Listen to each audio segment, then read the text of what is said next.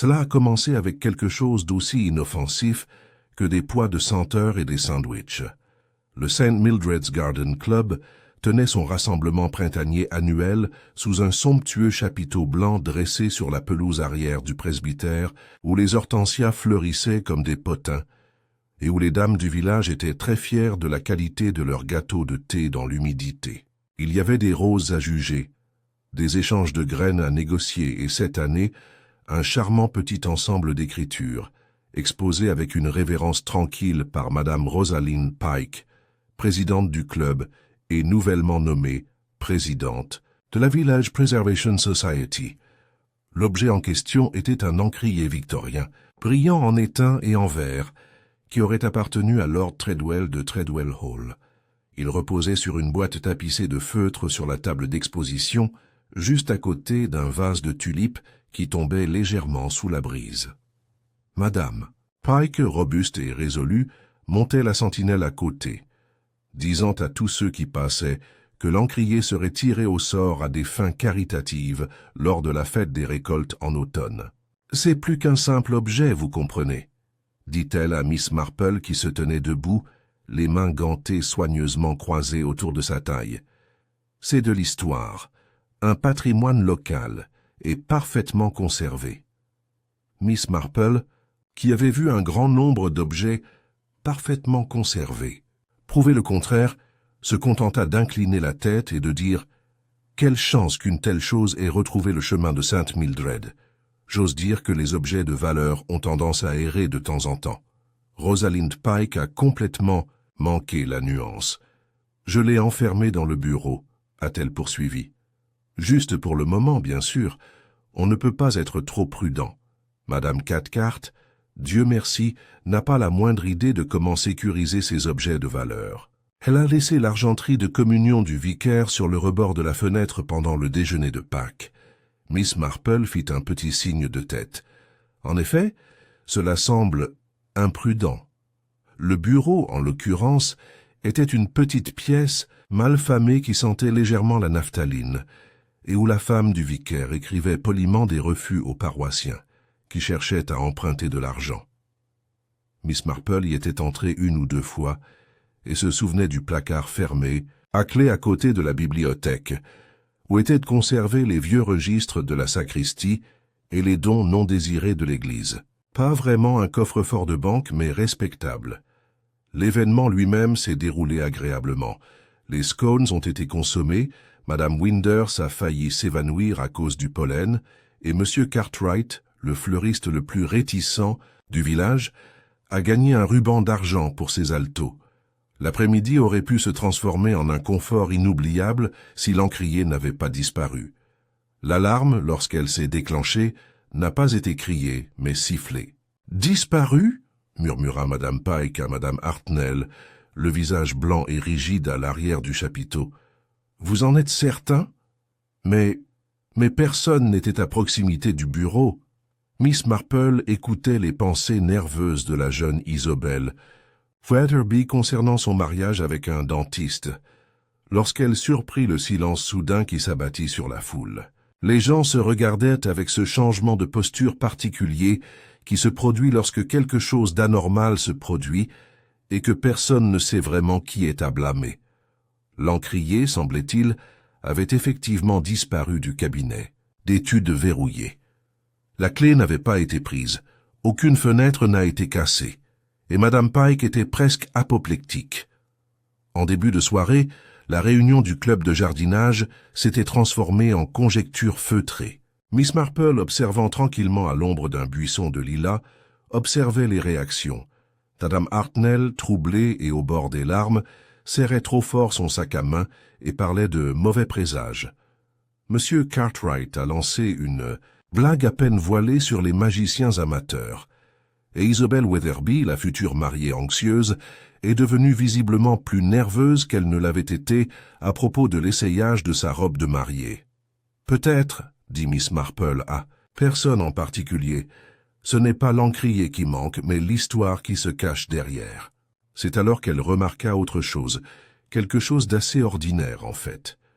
Une tache d'encre légère et délibérée sur le bord d'une nappe en lin blanc.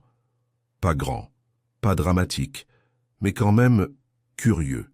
Plus tard dans la nuit, dans sa petite maison couverte de roses, à la lisière du village, Miss Marple était assise à tricoter près du feu.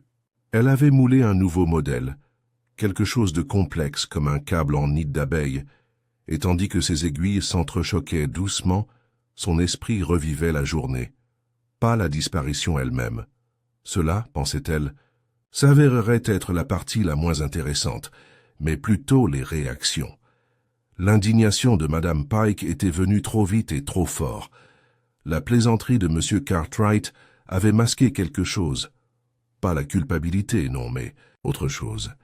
Et la pauvre Isobel était presque tremblante. « Les gens, » murmura Miss Marple à voix haute, « pensent toujours qu'ils cachent quelque chose d'intelligent, mais souvent ils cachent complètement autre chose. » Juste à ce moment-là, on frappa à sa porte, la fit sortir de ses pensées. Il était rare que des visiteurs viennent après la tombée de la nuit, et encore plus rare de voir Madame Cathcart debout sur le perron, les yeux écarquillés derrière ses lunettes. « Miss Marple, je vous demande pardon, mais il y a quelque chose que vous devriez voir. » Elle lui tendit un bout de papier plié, vieux et jauni, avec une tache d'encre dans le coin. Une note quelconque, déchirée sur les bords. Miss Marple le prit doucement et le déplia sous la lampe du couloir. L'écriture n'était pas familière. Un gribouillage d'araignée, une seule ligne. Il savait ce que j'avais fait. L'encrier est la seule preuve. Miss Marple cligna des yeux une fois, puis une autre fois. Elle leva lentement les yeux. « Où avez-vous trouvé cela, Madame Cathcart ?»« Dans le registre de la sacristie, caché derrière les actes de baptême. Je pensais que ce n'était rien, mais après aujourd'hui, Miss Marple hocha la tête. C'est tout à fait raison de l'apporter. Je crois, Madame Cathcart, que nous sommes au début de quelque chose. Elle retourna le billet une fois de plus, et cette fois, elle aperçut le moindre gaufrage près du coin. Sale. Treadwell, oui. L'encrier semblait avoir sa propre histoire. Et Miss Marple, qui savait que tout objet de valeur sentimentale était aussi un dépositaire de secrets, soupçonnait que quelqu'un à St. Mildred avait bien plus à craindre qu'une simple accusation de petit vol. La disparition de l'encrier s'est répandue dans St. Mildred, comme du thé renversé sur du linge amidonné, rapide, chaude et impossible à éponger entièrement. Au matin, chacun avait sa version de l'histoire, toute brodée juste assez pour que le conteur paraisse un peu plus observateur, un peu plus connecté à la vérité que les autres. Chez le marchand de légumes, on a dit que l'encrier était sain faux depuis le début, et Madame Pike avait organisé le vol pour attirer l'attention.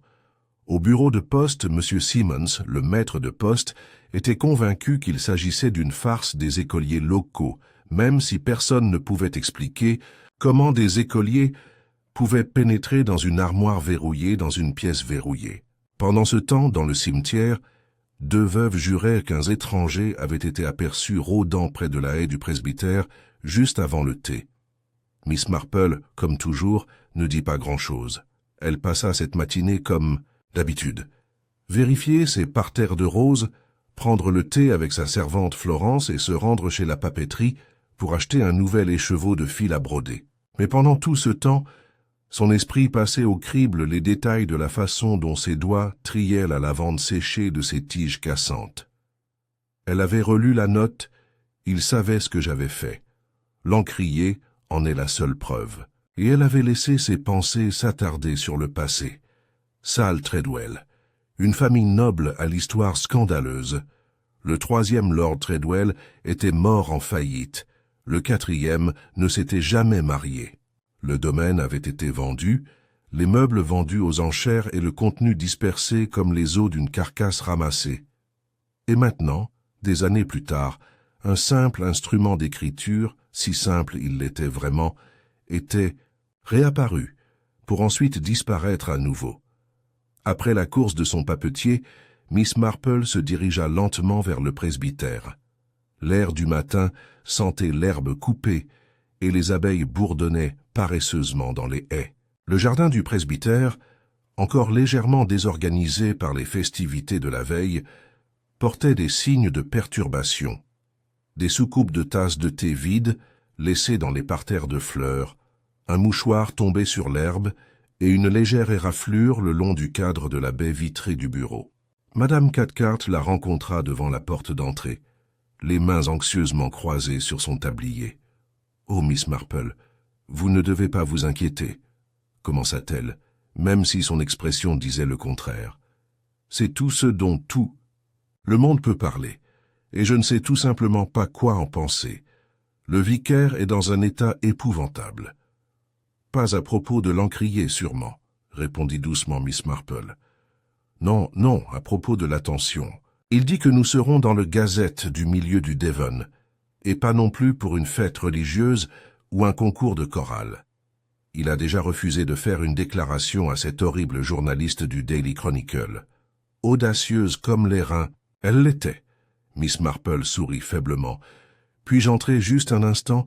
Je promets de ne pas déranger. » Madame Cathcart hésita, puis hocha la tête. « Bien sûr, chérie, même s'il n'y a pas grand-chose à voir maintenant. La police a pris leurs photos, et M. Lawrence, c'est l'agent de police, dit que c'est probablement une question d'opportunité. Mais cela n'explique pas la porte verrouillée. À l'intérieur du presbytère, la maison portait encore les restes du joyeux désordre de la veille. Les nappes avaient été pliées, mais non lavées. Quelques miettes de biscuits traînaient sur le buffet. Miss Marple, avec sa calme attention habituelle, remarqua que le vase de tulipes avait été remplacé par des chrysanthèmes. « Un changement ?» demanda-t-elle légèrement. « Oh oui, » dit Madame Cathcart en suivant son regard. « Madame Pike a trouvé les tulipes trop tombantes sur les photos. Elle les a apportées ce matin avec quelques idées pour un jardin commémoratif. Honnêtement, l'enthousiasme de cette femme m'effraie parfois. » Miss Marple hocha poliment la tête et suivit Madame Cathcart dans le bureau. La pièce était sombre, les rideaux en partie tirés, et le meuble se trouvait exactement là où elle se souvenait. Du vieux chêne un peu éraflé avec 2 panneaux de verre devant. La serrure ne présentait aucun signe de dommage. Miss Marple s'approcha et regarda à l'intérieur. « Puis-je demander, dit-elle après un moment, si autre chose était conservée dans ce placard ?» Madame Cathcart cligna des yeux. « Quelques vieux registres paroissiaux, un coupe-papier sculpté et de la correspondance de l'évêque, je crois. Rien de valeur. Est-ce que quelqu'un d'autre a eu accès à la clé? Eh bien, techniquement, seulement le vicaire et moi-même. Mais Madame Pike l'a empruntée pendant l'événement.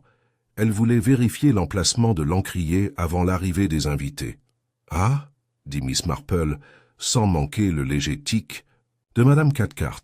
« Et vous souvenez-vous que quelqu'un d'autre était resté près de cette pièce pendant la cérémonie, peut-être pour un moment de silence ?» Madame Cathcart hésita. « Eh bien, il y avait Isobel Weatherby. Elle ne semblait pas en forme. Elle a dit qu'elle avait besoin d'un moment pour se ressaisir. Et M. Cartwright cherchait les toilettes, et c'est encore confus. Il est un peu dispersé dans une grande foule. Mais ils n'ont pas touché le placard, je le jure. »« Je ne m'attendais pas à ce qu'ils le fassent, » dit calmement Miss Marple. Un silence tomba, puis Miss Marple se tourna vers le coin où se trouvait un petit bureau. Quelque chose scintillait faiblement, sur la surface en bois. Des résidus d'encre si faibles qu'ils auraient pu passer complètement inaperçus.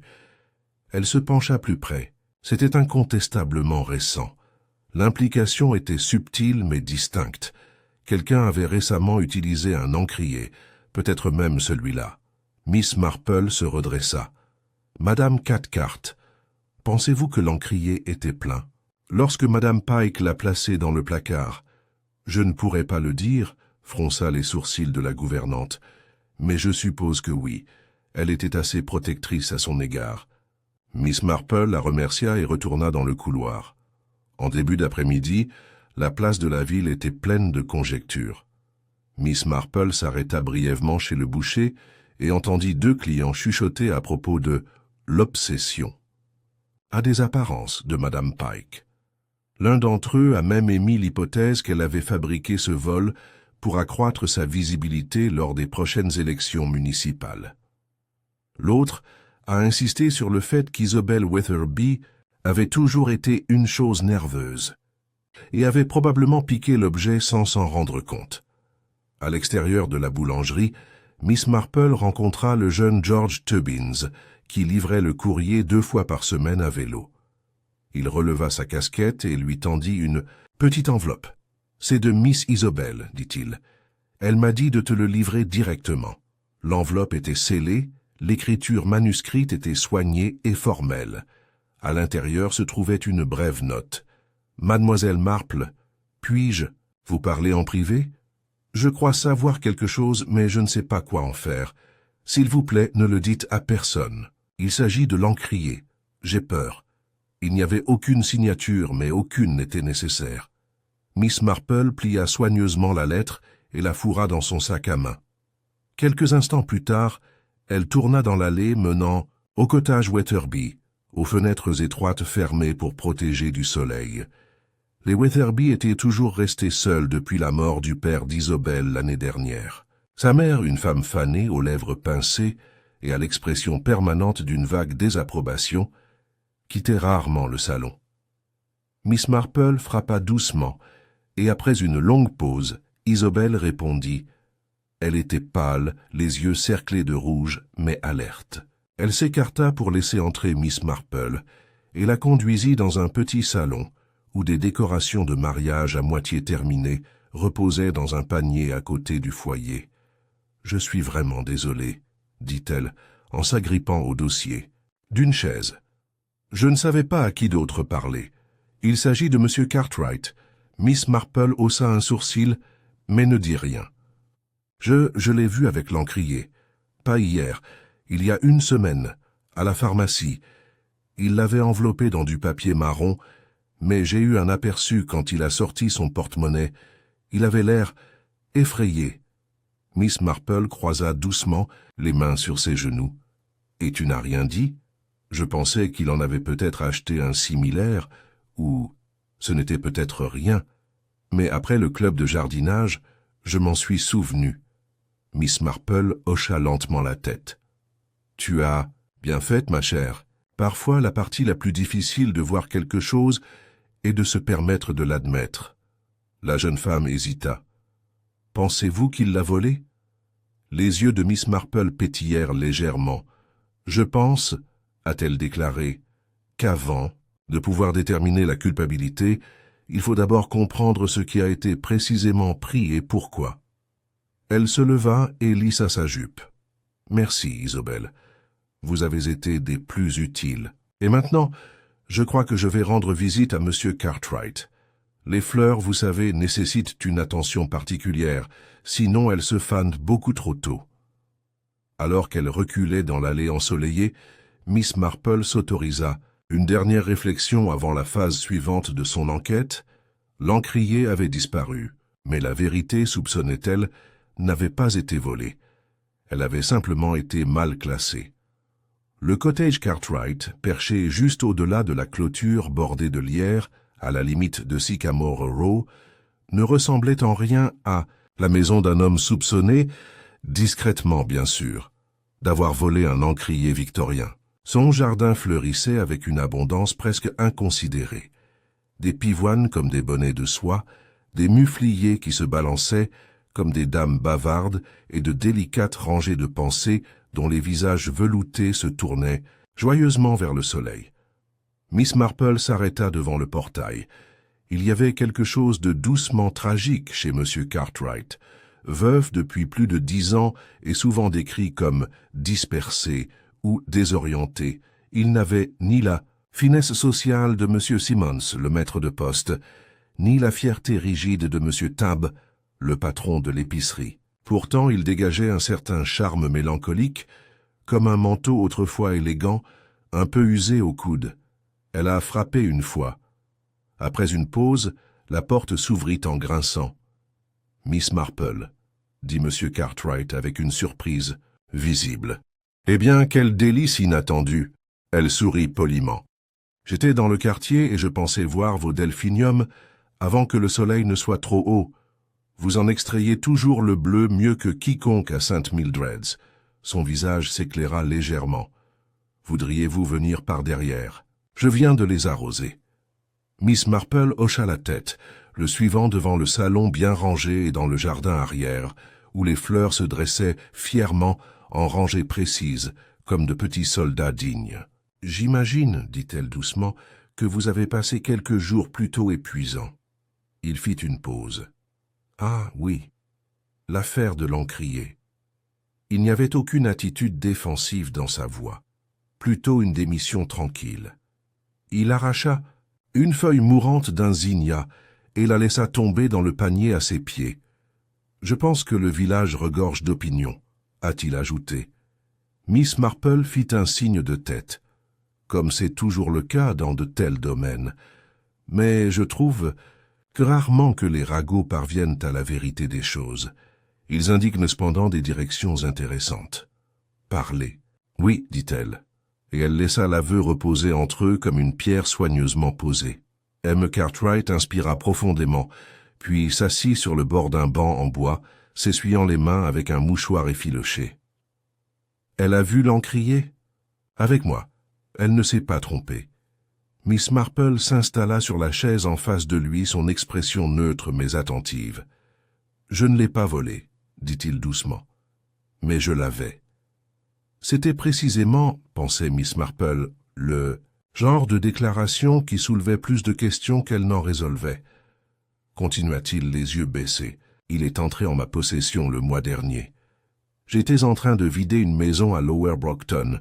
J'aidais mon cousin Arthur, qui vend des antiquités et des bizarreries. J'ai vu l'encrier parmi les lots, et j'ai reconnu l'écusson Treadwell, légèrement gravé à la base. J'ai pensé qu'il pourrait avoir un intérêt local. Je l'ai acheté pour quelques shillings. « Avez-vous dit à quelqu'un que vous l'aviez » a demandé Miss Marple. Il hésita. « Seulement Rosaline Pike. Je le lui ai apporté, pensant que la société de préservation du village pourrait le vouloir pour le tirage au sort. Elle était ravie. Elle a fait un grand show en le nettoyant, en le recherchant, en commandant même un étui en velours pour l'exposer. Elle a dit que cela inspirerait la fierté du village. Je suppose que j'étais flatté. » Miss Marple étudia son visage. Il n'y avait aucun signe de ruse, juste un regret discret, peut-être embarrassé. Elle m'a dit qu'elle l'annoncerait comme un don d'un bienfaiteur anonyme, a-t-il ajouté. J'ai dit que cela lui donnait du mystique. J'ai accepté. « Et tu n'as pas remis ça en question ?» elle a demandé. Il sourit, se dévalorisant. « Mademoiselle Marple, quand vous avez vécu aussi longtemps que moi, vous apprenez qu'interroger Madame Pike, c'est comme essayer de faire sortir une vache têtue de votre potager. Il est plus facile de se retirer et d'espérer qu'elle ne piétinera rien d'important. » Miss Marple rit doucement. « Et pourtant, l'encrier a disparu. » Monsieur Cartwright hocha la tête. « Oui, mais pas de ma part. Je le lui ai donné honnêtement. Je n'y suis plus pour rien depuis. » Il y avait un silence entre eux, rempli uniquement par le bourdonnement des abeilles et le bruit lointain du marteau du forgeron abattu près de la boutique du maréchal Ferrand.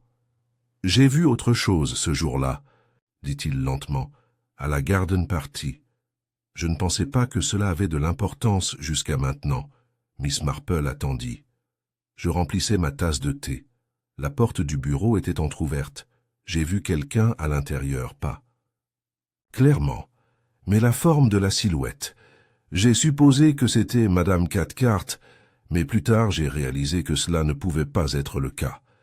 Elle porte des chaussures qui grinçaient un peu, voyez-vous, et cette personne s'est déplacée, silencieusement, délibérément. Vous souvenez-vous d'autre chose? De votre taille? De vos vêtements? Il plissa les yeux, le souvenir étant clairement difficile à mettre au point. Des vêtements sombres, plus courts que moi, mais pas de beaucoup. Cela aurait pu être une femme en manteau. Le rideau a bougé et ils se sont retournés rapidement, puis la porte s'est fermée. Je n'ai pas pensé à le poursuivre. Le sac à tricoter de Miss Marple pendait doucement à son poignet. Elle y posa la main, pensive. « Sans titre. Merci, Monsieur Cartwright. Je crois que vous avez aidé plus que vous ne le pensez. » Alors qu'elle retournait vers l'allée, son esprit tourna. Le récit de M. Cartwright sonnait vrai, doux, humble et sans surveillance. Plus important encore, son calendrier avait du sens. Si Madame Pike avait reçu l'encrier il y a des semaines, elle aurait eu amplement l'occasion d'inventer une histoire autour de lui. Et si quelqu'un d'autre était entré dans le bureau pendant la fête, alors la disparition pourrait avoir peu à voir avec la valeur monétaire de l'encrier et davantage avec ce qu'il représentait ou cachait. Au milieu de l'après-midi, Miss Marple rendit une autre visite, cette fois au modeste bungalow de Miss Ada Reeves, la plus ancienne commère du village et une alliée improbable en période d'incertitude. Miss Reeves a ouvert la porte avec une expression de curiosité prudente. « Oh, Jane Marple, je pensais juste à toi. J'imagine que vous avez tout entendu parler de l'encrier, dit doucement Miss Marple en entrant. Qui ne l'a pas fait ?» Ada renifla. Rosaline Pike agit comme si les joyaux de la couronne avaient été volés sur son plateau de petit déjeuner. Elle a déjà demandé à M. Simmons de rédiger une lettre à l'éditeur, très théâtrale. « Dites-moi, » dit Miss Marple en s'installant sur le canapé en chintz. « Savez-vous par hasard où se trouvait Madame Pike juste avant que l'encrier ne disparaisse ?» Ada haussa un sourcil. « Maintenant que vous en parlez, elle a disparu pendant un court moment. Elle a dit qu'elle vérifiait l'écran. Mais je l'ai aussi vue avoir ce qui ressemblait à une conversation plutôt pointue avec le jeune monsieur Howard, le fiancé d'Isobel Weatherby. Très tendu, sa main était sur sa manche. Il avait l'air affligé. C'était nouveau. « Et est-ce qu'Isobel les a vus ?» a demandé Miss Marple. « J'en doute. Elle était avec cette horrible couturière de Mudge Stratton à l'époque, en train de se disputer à propos de garnitures en dentelle. Mais je vous le dis, Jane, il y a quelque chose qui cloche. Cet Howard a des secrets. Vous pouvez le voir dans ses yeux. » Miss Marple se leva, son esprit tissant déjà les prochaines rangées de possibilités. « Merci, Ada. Vous avez été très utile, comme toujours. » De nouveau dehors, le vent se leva, dispersant des pétales sur le chemin pavé, comme des indices laissés par un criminel distrait. Le puzzle devenait désormais plus clair dans ses grandes lignes, sinon dans ses détails. Madame Pike avait façonné le récit autour de l'encrier. M. Cartwright l'avait donné gratuitement. Isobel l'avait vu entre ses mains, mais pas dans des circonstances suspectes. Et quelqu'un d'autre était entré dans le bureau inaperçu, mais la note étrange et énigmatique laissée dans le registre de la sacristie, qui l'avait écrite? Et quelle était cette ombre qui planait sur les Weatherby et leur futur gendre? Miss Marple s'arrêta devant la boîte aux lettres du coin et regarda l'allée. Une voiture passait lentement, les sabots du cheval mou sur la terre et les carillons, lointains de la tour de l'horloge de Saint Mildred, sonnaient la demi-heure. Il n'y a pas encore eu de meurtre. Pas tout à fait. Mais les secrets se dégradèrent souvent plus vite que les corps, et laissèrent derrière eux une tâche plus durable. Il était 11 heures passées lorsque Miss Marple fit son prochain détour délibéré, cette fois par le cimetière où les saules se courbaient comme des vieillards qui écoutaient, et où les pierres tombales se dressaient de travers dans les hautes herbes, témoins silencieux de siècles de secrets. Elle marchait souvent par là quand son esprit était occupé par des pensées qu'elle n'osait pas encore formuler à haute voix. Le chemin menait à l'arrière de la chapelle Sainte Mildred, où, en semaine, l'épouse du vicaire entretenait le jardin commémoratif et étayait les roses avec les soins solennels d'une religieuse en retraite. Mais aujourd'hui, le jardin était vide, à l'exception du doux bourdonnement des abeilles et du léger bruissement du linge, alors que quelqu'un se déplaçait juste hors de vue. Miss Marple s'arrêta près des vieux fonts baptismaux et écouta. Une voix d'homme, basse, pressée par l'urgence, et celui d'une femme serrée de frustration. « Je te l'ai dit, il est parti, il n'est plus possible de le récupérer. » Maintenant, je ne te crois pas, hein, tu as dit que tu pouvais arranger ça. Une pause, des pas sur le gravier, puis l'homme à nouveau, plus silencieux. S'il découvre ce qu'il y avait dedans, je n'ai même jamais regardé à la lettre. Vous avez dit que c'était seulement sentimental. Et tu as cru ça. Le bruit de pas en retraite vint ensuite, et Miss Marple recula instinctivement vers l'entrée latérale de la chapelle, permettant à l'ombre du pilier de pierre d'obscurcir sa petite silhouette. À travers l'embrasure de la porte à moitié fissurée, elle aperçut seulement l'arrière de la tête de l'homme, cheveux noirs, épaules droites, qui disparaissait vers la sortie est. La femme s'attarda encore un moment. Elle se tourna juste assez pour que Miss Marple aperçoive un profil, des joues rouges, une mâchoire fine, pas tout à fait familier, pas encore, mais quelque chose dans cette posture remua sa mémoire. De nouveau seule, Miss Marple entra calmement dans le jardin ensoleillé et s'assit sur le banc de fer à côté du bain d'oiseaux, ses mains croisées sur ses genoux, immobiles. Mais son esprit bougeait. Le contenu de l'encrier était donc plus que symbolique. Cela confirmait ce que suggérait la note énigmatique. Une lettre, quelque chose de caché à l'intérieur, peut-être bien enroulé et rangé sous le réservoir d'encre.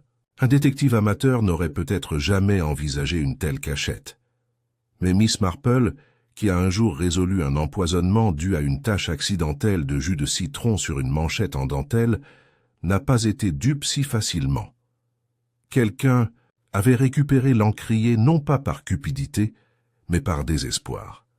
Elle se leva de nouveau alors que la cloche de la chapelle sonnait une fois pour les prières de midi et se dirigeait vers sa prochaine destination, la résidence Wetherby, pas Isobel. A ouvert la porte rapidement, le visage pincé et fatigué. « Puis-je » demanda gentiment Miss Marple.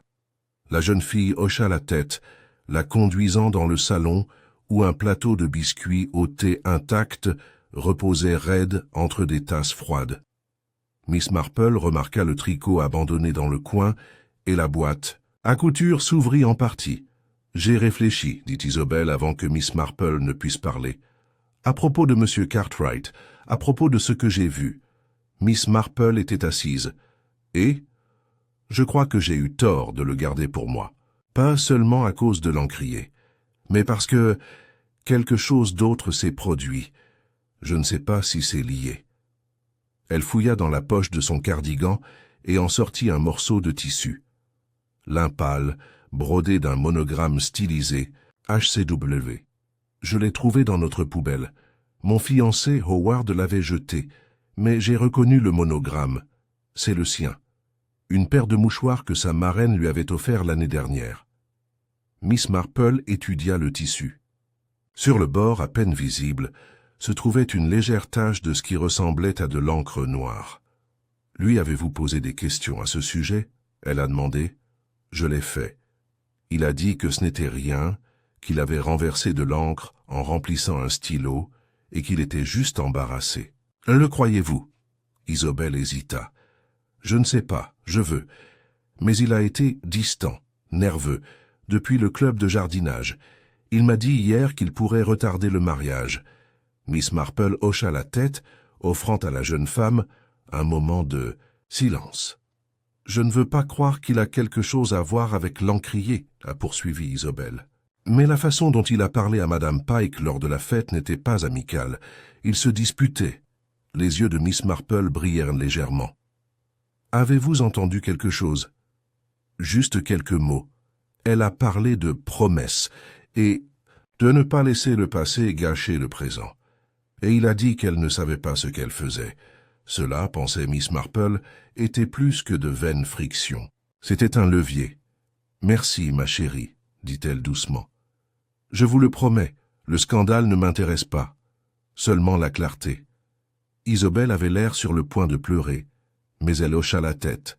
« Tu es le seul à écouter correctement. » Miss Marple est partie avec le mouchoir soigneusement rangé dans son sac à main, son chemin étant désormais clairement dégagé.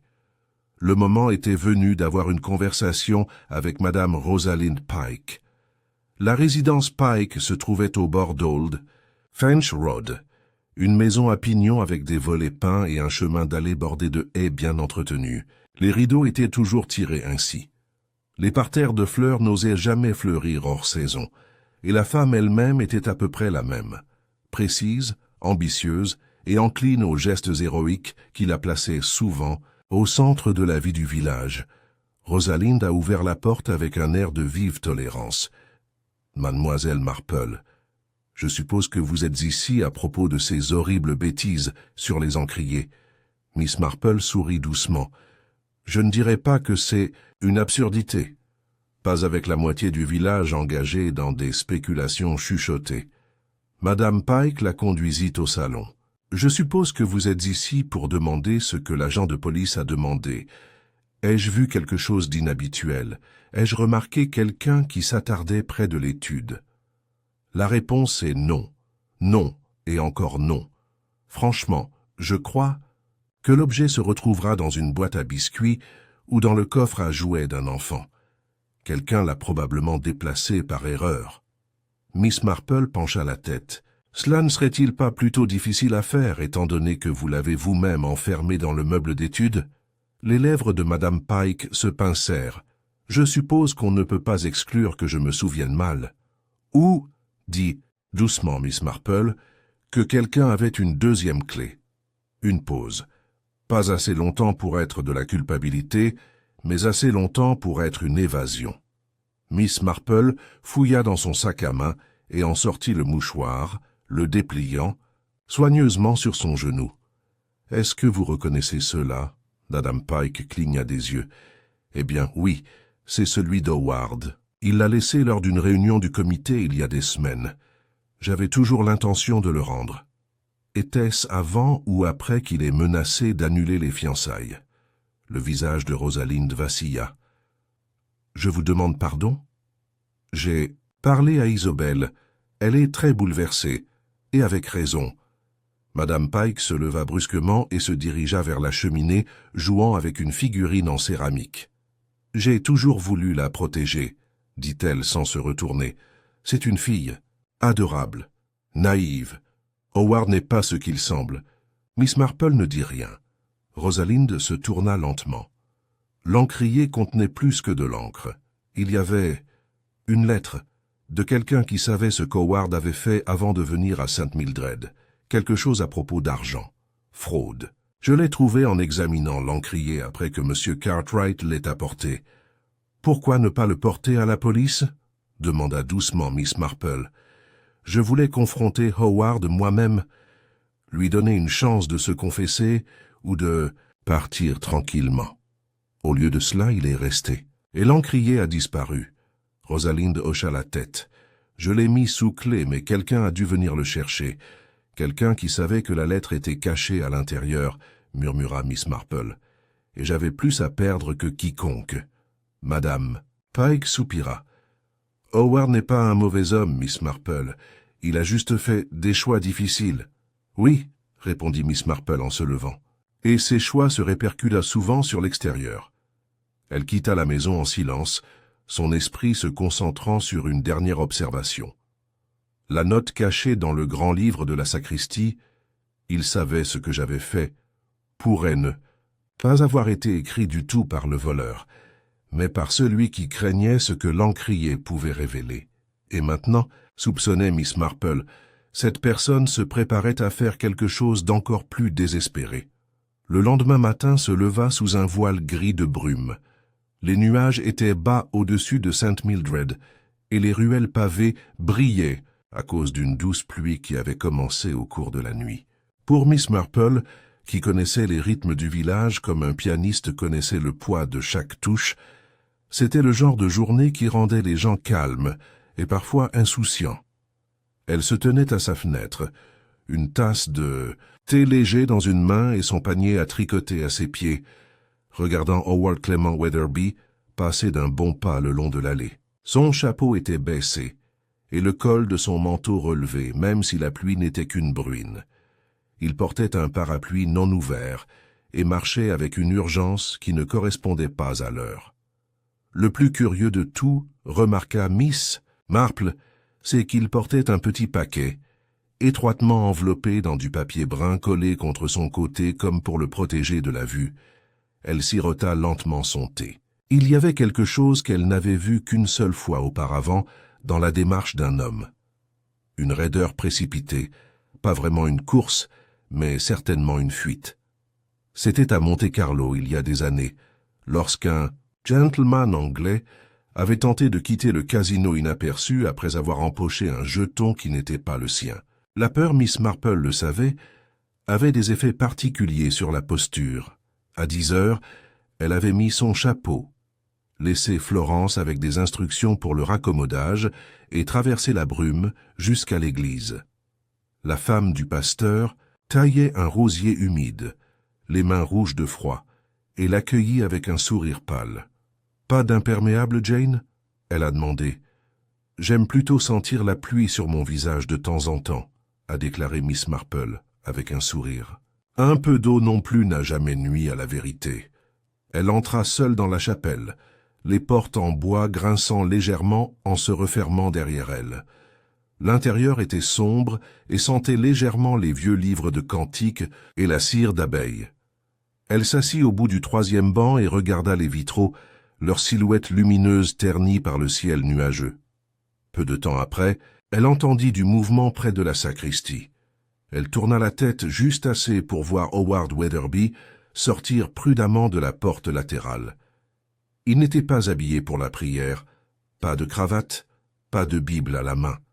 Dans ses bras, le colis, toujours enveloppé. Miss Marple se leva doucement et s'avança dans l'allée, laissant son pas résonner juste assez faiblement pour être entendu. Howard se retourna, les yeux écarquillés. « Miss Marple, que faites-vous ici ? Je pourrais vous demander la même chose, Monsieur Weatherby. » Il déglutit difficilement. « Je suis juste venu déposer quelque chose, pour le vicaire. » Dans la sacristie, il hésita. « Tout va bien, ma chérie, dit-elle doucement. Vous avez l'air tout pâle. Pourquoi ne pas venir vous asseoir un instant? Vous avez l'air d'être troublé par vos pensées. » Il ne bougea pas un instant. Puis, lentement, comme s'il réalisait que la retraite était impossible, il la suivit jusqu'au premier banc et s'assit avec raideur. « Je suppose que vous savez déjà tout, » dit-il, les yeux fixés sur l'autel vide. « Pas tout, » répondit Miss Marple, « mais j'en sais assez pour sentir quand quelqu'un essaie très fort de défaire un nœud en tirant plus fort du mauvais côté de la corde. » Howard laissa échapper un rire amer. « Cela me ressemble. On vous a vu, a-t-elle poursuivi, en train de vous disputer avec Madame Pike. Vous avez retardé votre mariage. Et ce matin, vous transportiez un colis avec un tel soin que je soupçonne qu'il contient quelque chose que vous préféreriez ne pas tomber entre de mauvaises mains. » Il regarda le paquet sur ses genoux. Elle l'a gardé, la lettre. Je ne savais pas où elle l'avait cachée, mais je l'ai trouvée hier, cachée dans le tiroir de son bureau derrière le procès-verbal de la réunion du village. Elle m'avait menti, avait dit qu'elle l'avait brûlée. « Ah, dit Miss Marple, donc l'encrier n'était pas la seule cachette. » Il cligna des yeux, surpris. « Tu savais? » Je m'en doutais. Howard expira, affaissé. « Ce n'est pas ce que vous pensez. La lettre, ce n'est pas la preuve d'un crime. Pas exactement, c'est un aveu. De mon ancien employeur à Manchester. Il m'a blâmé par écrit pour protéger son propre fils d'un scandale de dette. Je ne l'ai jamais contesté. Je n'avais pas les moyens de le combattre devant un tribunal. Mais je n'ai rien volé. Je suis parti. Tranquillement. Et la lettre a fini en votre possession? Je l'ai gardée pendant des années. Une assurance, je suppose. J'ai finalement brûlé mon exemplaire, mais je ne savais pas qu'il en avait écrit plus d'un. Miss Marple hocha lentement la tête. « Et maintenant tu as peur que cette lettre refait surface et détruise ton avenir avec Isobel. » Howard leva brusquement les yeux. « Je l'aime. Je ne lui ferai jamais de mal. C'est pourquoi j'ai accepté de garder le secret de Madame Pike. Elle a dit qu'elle protégerait la réputation d'Isobel et garderait la lettre cachée. Mais ensuite, l'encrier a disparu. J'ai pensé que quelqu'un d'autre l'avait peut-être trouvé. « L'avez-vous pris ?» a demandé Miss Marple. « Non, dit-il immédiatement. Je suis allé au bureau une fois, juste une fois, mais le placard était verrouillé. Je suis parti. » Miss Marple étudia son visage. « Howard, dit-elle doucement, Qui d'autre était au courant pour la lettre? Il resta silencieux pendant un long moment. Puis, à contre-cœur, Gerald Simmons, le maître de poste. Il a entendu une partie d'une conversation entre Rosalind et moi il y a quelques semaines. Il a dit que cela avait l'air juteux. Il m'a demandé si j'avais un scandale dans ma poche. J'en ai ri, mais... Les yeux de Miss Marple se plissèrent, légèrement. Monsieur Simmons, curieux. Howard la regarda, confus. Pourquoi? Parce qu'il a été le premier à suggérer que l'encrier était un faux, presque avant que le vol ne soit confirmé. Howard se leva brusquement. Pensez-vous qu'il l'a pris? Miss Marple secoua la tête.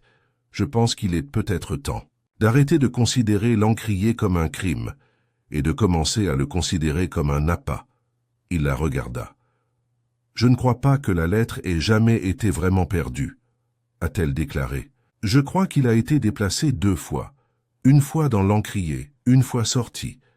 Madame Pike avait peut-être l'intention de protéger Isobel, mais quelqu'un d'autre avait l'intention de se protéger.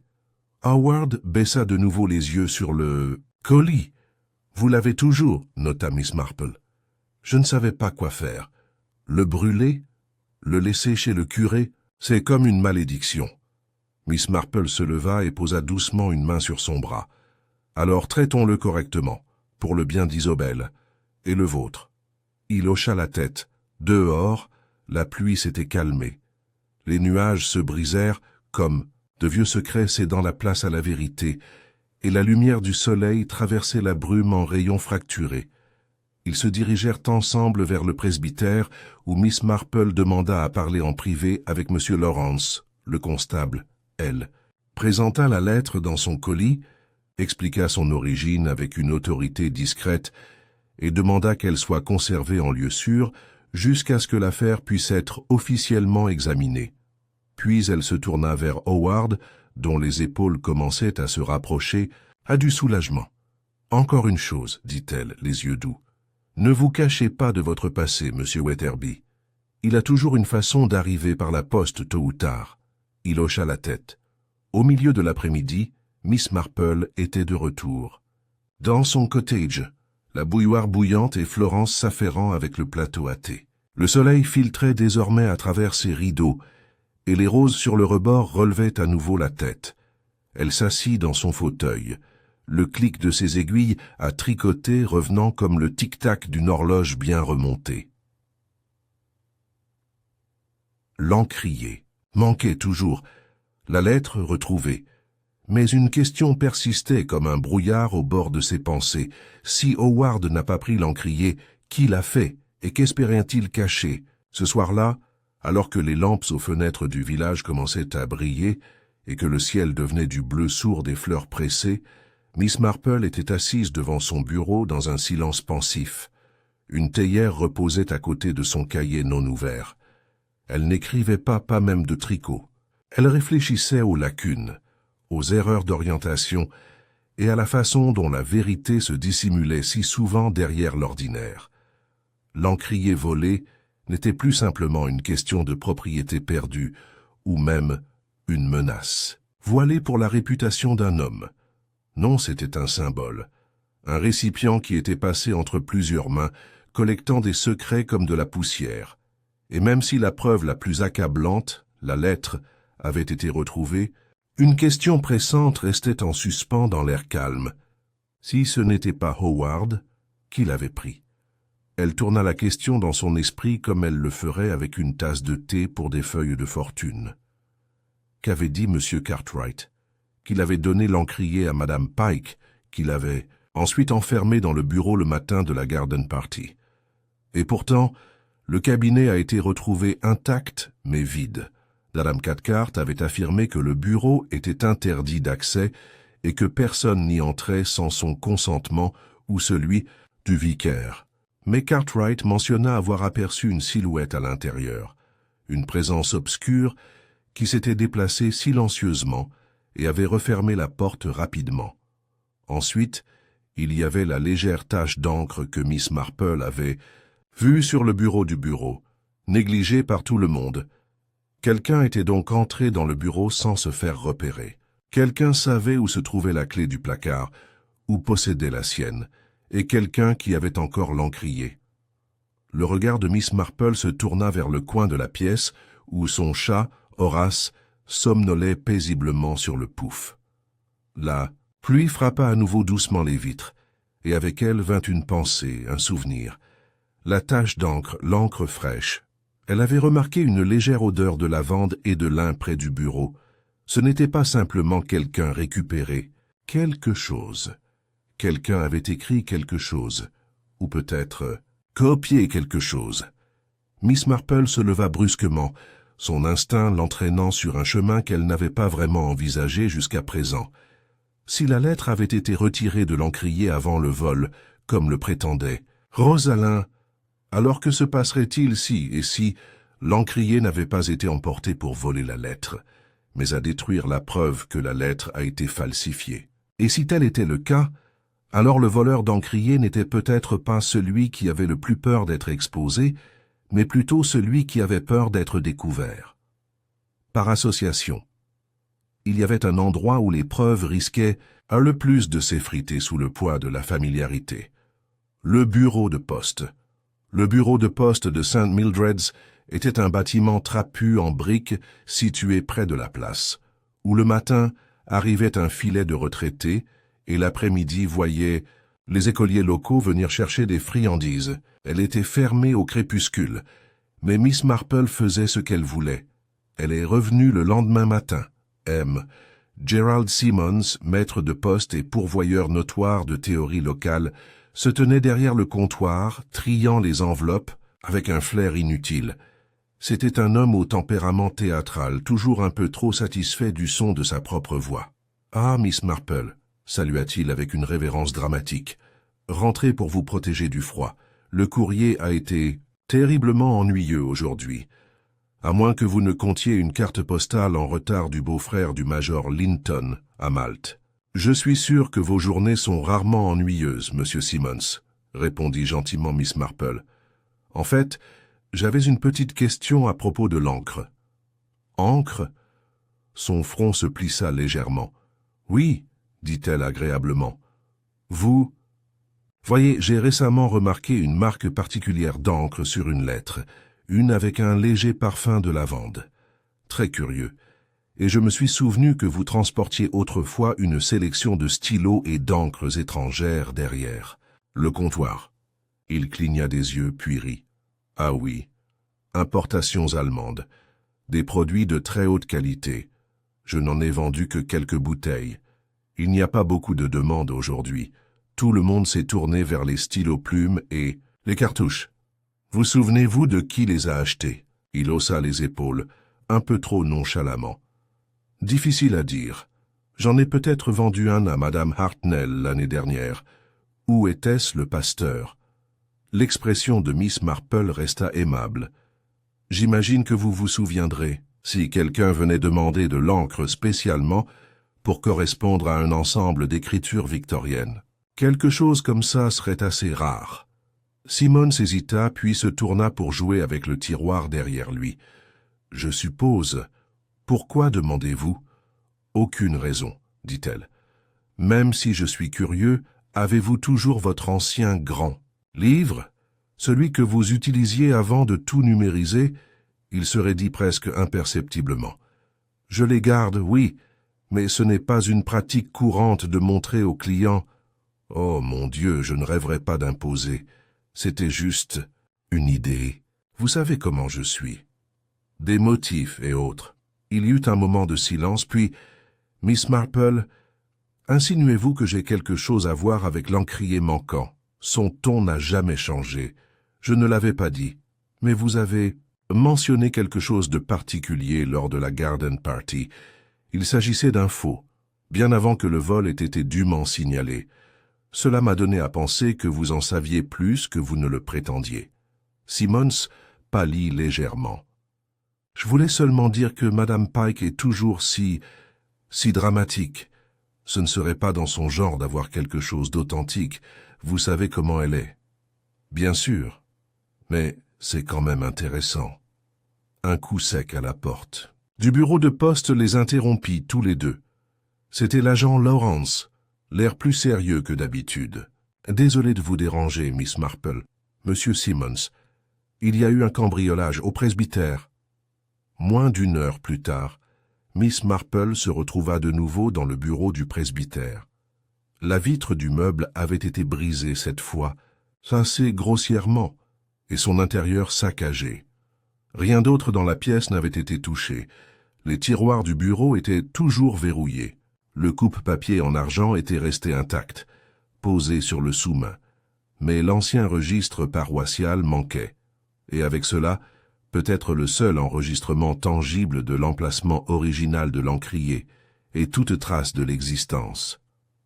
D'une deuxième lettre, peut-être une contrefaçon, Madame Cathcart était visiblement secouée. « J'ai verrouillé la porte hier soir, comme toujours. Je ne comprends pas, pourquoi quelqu'un reviendrait-il maintenant ?» Miss Marple passa une main gantée sur le bord du verre brisé. « C'est le désespoir, » murmura-t-elle. « Pas de vol. » L'agent, Lawrence a levé les yeux. « Alors qu'est-ce qu'ils essaient de cacher ?» Miss Marple lui lança un regard discret. « Pas ce qu'ils ont fait, mais ce que quelqu'un d'autre a fait sous leur nez. » Une lettre copiée. Peut-être que l'une d'elles visait à discréditer Howard Weatherby, ou pire, à créer une fausse piste.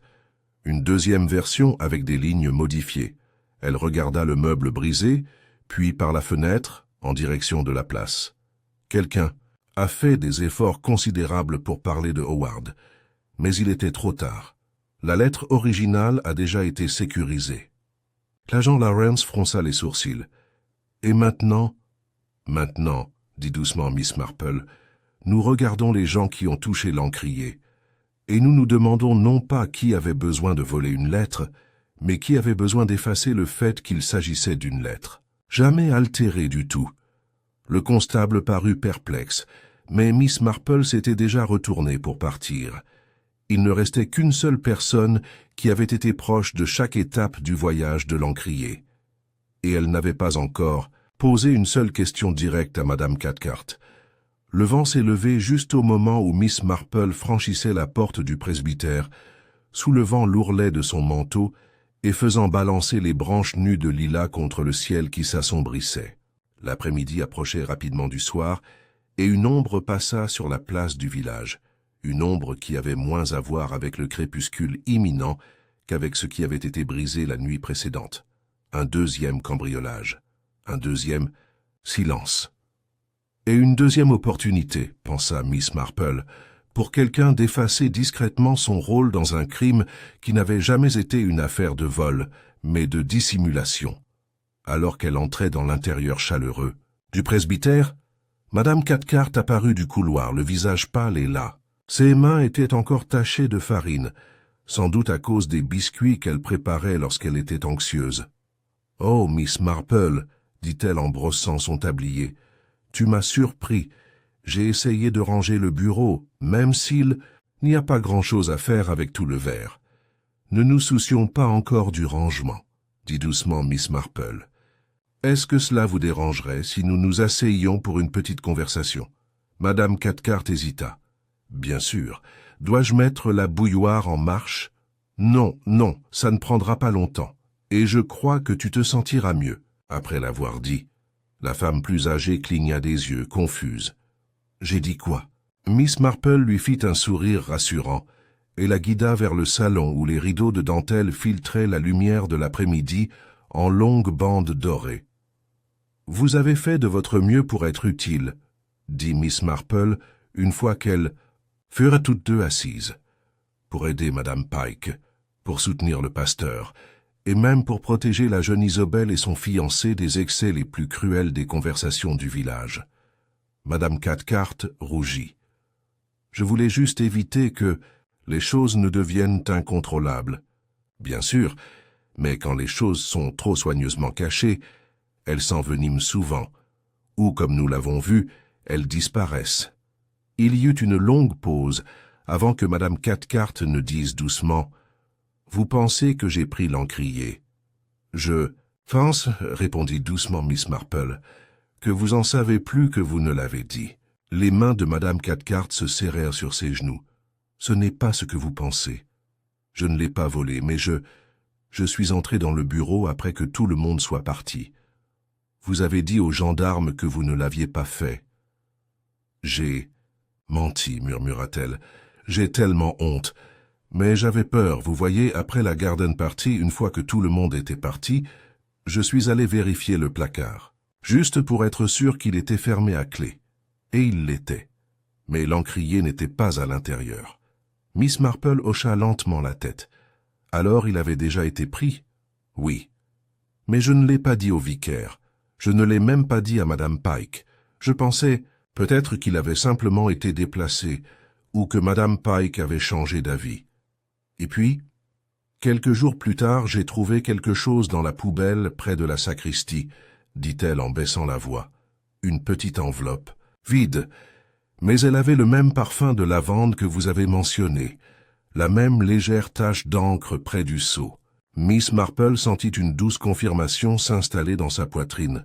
« Vous l'avez reconnu, dit-elle. »« Oui, Madame Pike m'avait montré la lettre lorsqu'elle l'avait reçue de cet homme de Manchester.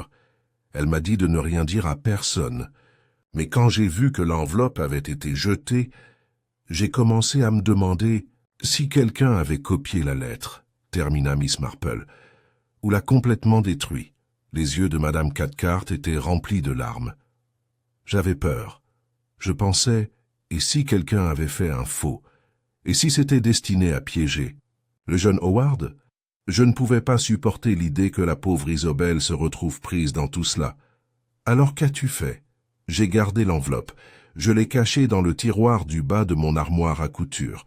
Mais je n'en ai parlé à personne. Je ne voulais pas être blâmé ni entraîner le presbytère dans le scandale.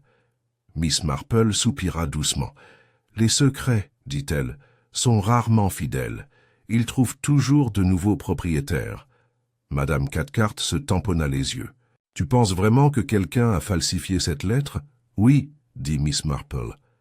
Et je crois que l'original n'a été caché à l'intérieur de l'encrier que brièvement, peut-être avant la garden party. Une fois que Madame Pike l'a montré à quelques personnes de confiance, quelqu'un d'intelligent, a vu une opportunité. Elle se pencha légèrement en avant. « Dites-moi, Madame Cathcart, qui avait accès à la clé du placard ce matin-là? À part vous, je... » La gouvernante hésita. « Eh bien, Madame Pike, bien sûr. Elle a insisté pour vérifier l'affichage. Avant l'arrivée des invités. Et... oh, elle s'est arrêtée. Oui, elle a laissé la clé sur le bureau, seulement pendant quelques minutes. Elle a été appelée à l'extérieur par M. Simmons, je crois. Quelque chose à propos du besoin d'une nappe de rechange pour le couloir. » Miss Marple sentit son souffle se couper dans sa poitrine. « C'est intéressant, » dit-elle en se levant lentement, « parce que je crois que M. Simmons a prétendu être arrivé, après les invités. » Madame Cathcart cligna des yeux. « Oh mon Dieu, êtes-vous en train de dire... »« Je dis, » répondit Miss Marple, « que quelqu'un s'est donné beaucoup de mal pour modifier la chronologie, pour s'assurer qu'il avait l'étude pour lui tout seul, ne serait-ce que pour quelques instants. » Elle s'arrêta sur le seuil de la porte. « Et je soupçonne que cette personne espère que nous serons tous trop occupés à courir après des lettres égarées pour remarquer qu'un autre type de falsification est en train de se produire. » C'était juste après le coucher du soleil que Miss Marple retrouva Gerald Simmons, cette fois promenant son petit chien jappant devant les portes de la chapelle. Il la salua avec une joie exagérée, même s'il y avait une pointe notable dans son sourire. « Mademoiselle Marple, vous voulez une constitutionnelle? »« Quelque chose comme ça, dit-elle doucement. »« J'espérais que nous pourrions avoir un mot. » Il hocha la tête, hésitant. « Maintenant, si cela ne vous dérange pas, il soupira. « Eh bien, le chien aurait bien besoin de repos. Viens alors. » Ils s'assirent sur un banc bas en pierre sous le vieux châtaignier. L'air était frais et les premières étoiles commençaient à piquer le ciel. « Vous avez toujours été très intéressé par les événements du village, Monsieur Simmons, » commença Miss Marple en joignant les mains. « Une qualité utile chez un maître de poste. » Il rit. « C'est difficile de ne pas le faire quand tout le monde insiste pour parler au comptoir. J'imagine que vous entendez toutes sortes de secrets. Son sourire se resserra. « Peut-être. Quel est ton point? Je crois que vous étiez au courant de la lettre en possession de Madame Pike, dit-elle calmement. Certitude. Pas de Howard, pas d'elle. Mais parce que vous l'avez interceptée. Simmons se figea. Vous avez livré son courrier, a poursuivi Miss Marple, et quand une enveloppe suspecte est arrivée, encre lavande, cachet pâle, vous avez pris la liberté de jeter un coup d'œil à l'intérieur. C'est absurde. Vous l'avez lu. Vous avez vu sa valeur. Vous avez vu ce qu'il pouvait faire à un homme comme Howard Weatherby. Vous saviez aussi comment imiter l'écriture manuscrite. Vous avez rempli 1 millier de formulaires d'enregistrement et publié des centaines de notes. Il ne vous serait pas difficile de copier la lettre, peut-être même de l'ajuster. Déformer la vérité. Il se leva brusquement. Vous n'avez aucune preuve. J'ai Madame Cathcart, dit-elle d'un ton neutre, qui vous a vu entrer dans le presbytère avant le début de l'événement. J'ai le fait que vous étiez au courant pour l'encrier avant que le vol ne soit découvert. Et maintenant, j'ai le nom de la seule personne qui savait où se trouvait cette clé d'armoire sans surveillance. Simmons resta silencieux pendant un long moment. Puis, je ne voulais blesser personne. Tu voulais un moyen de pression? Dit Miss Marple doucement. Ou peut-être de l'importance. Ou peut-être simplement te sentir importante dans un village qui ne te voyait plus. Il détourna le regard. C'était seulement pour lui faire peur. Je pensais que s'il partait, tout s'arrangerait. Isobel se rétablirait. Madame Pike ne perdrait pas la face. Et maintenant? Maintenant, dit-il doucement, j'aurais aimé brûler la lettre quand je l'ai vue. Miss Marple se leva. Monsieur Simmons, je crois que vous devez une explication à plusieurs personnes. Et je crois que le gendarme Lawrence est toujours réveillé. Elle commença à s'éloigner. Derrière elle, le chien gémissait, et le vent dispersait les dernières feuilles du printemps dans le crépuscule. Il a encore plu cette nuit-là. Pas la bruine polie si courante à St. Mildred, mais une violente tempête soufflée par le vent qui fermait les volets et faisait trembler les pots de fleurs contre les murs du jardin. Au matin, les pavés brillaient comme de l'ardoise, et une brume s'accrochait aux champs inférieurs, étouffant les bruits des chants d'oiseaux et des conversations lointaines. Miss Marple se leva tôt, comme à son habitude, et se tenait à sa fenêtre avec un châle drapé sur ses épaules. Elle a regardé l'agent Lawrence conduire Gerald Simmons, humide et abattu, vers l'entrée arrière de la gare du village. Il n'y avait pas de menottes, pas besoin de lunettes. À St. Mildred's, la honte était souvent une punition suffisante. Elle prit son thé avec une tranquille satisfaction, même si elle savait que le mystère n'était pas encore entièrement résolu, parce que l'encrier n'avait toujours pas été retrouvé, parce qu'une question n'avait pas encore trouvé de réponse. Pourquoi Simmons avait-il fait autant d'efforts pour retirer entièrement l'encrier, plutôt que de simplement planter la fausse lettre et laisser le reste intact? Il avait avoué avoir intercepté le courrier, repéré la lettre adressée à Rosalind Pike et reconnu le nom de l'ancien employeur de Howard Weatherby. La curiosité a conduit à l'ingérence, et l'ingérence a conduit à quelque chose de plus insidieux. La recréation de la lettre légèrement modifiée, préservant juste assez de vérité pour être crédible, tout en ajoutant des lignes qui pourraient irrévocablement nuire aux chances d'Howard d'épouser Isobel. Mais Simmons avait insisté, avec une sincérité évidente, sur le fait que l'encrier lui-même avait été déplacé par quelqu'un d'autre. Lorsqu'il revint déposer sa lettre modifiée, il espérait la placer sous l'encrier lors de l'événement du club de jardinage. L'artefact avait déjà disparu, et si Simmons ne l'avait pas pris, puis quelqu'un d'autre l'avait déplacé.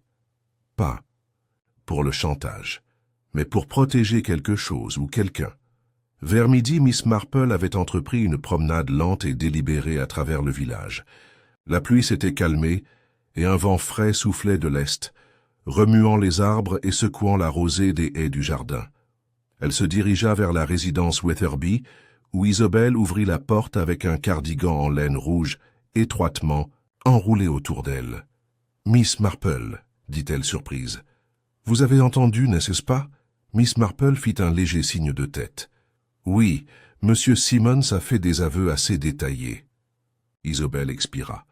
Howard m'a tout dit. À propos de Manchester, à propos de la lettre. Je m'en fiche. Plus maintenant. C'est très sage, dit doucement Miss Marple. Une personne doit être jugée pour ce qu'elle fait dans la lumière, pas seulement pour ce qui la hante dans l'obscurité. Isobel l'a invitée à entrer. Le salon était modeste et chaleureusement éclairé, un bonnet de bébé à moitié tricoté reposant sur le bras d'un fauteuil à oreilles. Les yeux de Miss Marple s'y attardèrent. « Tu as commencé à tricoter ?»« Tout juste. Un cadeau pour une amie, » dit Isobel avec un petit sourire. « C'est Madame Cathcart qui m'a donné le modèle. »« Ah, » dit Miss Marple. « Madame Cathcart a été très utile ces derniers temps. » Une pause s'installa. Puis Miss Marple dit avec une douceur exercée. « Isobel, puis-je vous demander quelque chose d'inhabituel ?» La jeune femme cligna des yeux. « Bien sûr. »« Tu n'es jamais entrée dans le bureau le jour de la garden party, n'est-ce pas ?»« Je l'ai fait. Mais seulement pour un instant. J'ai dit à Madame Cathcart que j'avais besoin d'un espace. Calme. Avez-vous touché quelque chose ?» Isobel secoua la tête. « Non, je suis restée près du bureau pendant quelques minutes. Je me souviens avoir vu le placard. Il était fermé. Mais pas verrouillé. » Isobel hésita. « Je ne crois pas, je n'ai pas vérifié. Pourquoi ?» Miss Marple lui fit un sourire aimable et illisible. « Parce que quelqu'un d'autre a peut-être fait quelque chose d'assez intelligent, quelque chose de très gentil et de très stupide. » Elle retourna au presbytère plus tard dans l'après-midi et trouva Madame Cathcart en train de préparer des scones, son tablier saupoudré de farine et son expression plus tendue que d'habitude. « Miss Marple, » dit-elle, surprise. « De retour ?»« Juste. Une brève visite, » dit la femme plus âgée. « Vous savez, cela m'est venu à l'esprit. Quelque chose à propos de la lettre. » Les mains de Madame Cathcart étaient immobiles sur le rouleau à pâtisserie. Continua Miss Marple doucement conversationnelle. « Vous avez été le premier à m'en parler, celui caché dans le registre de la sacristie. Mais vous ne l'avez montré à personne d'autre, n'est-ce pas ?»« Non, dit Madame Cathcart trop rapidement.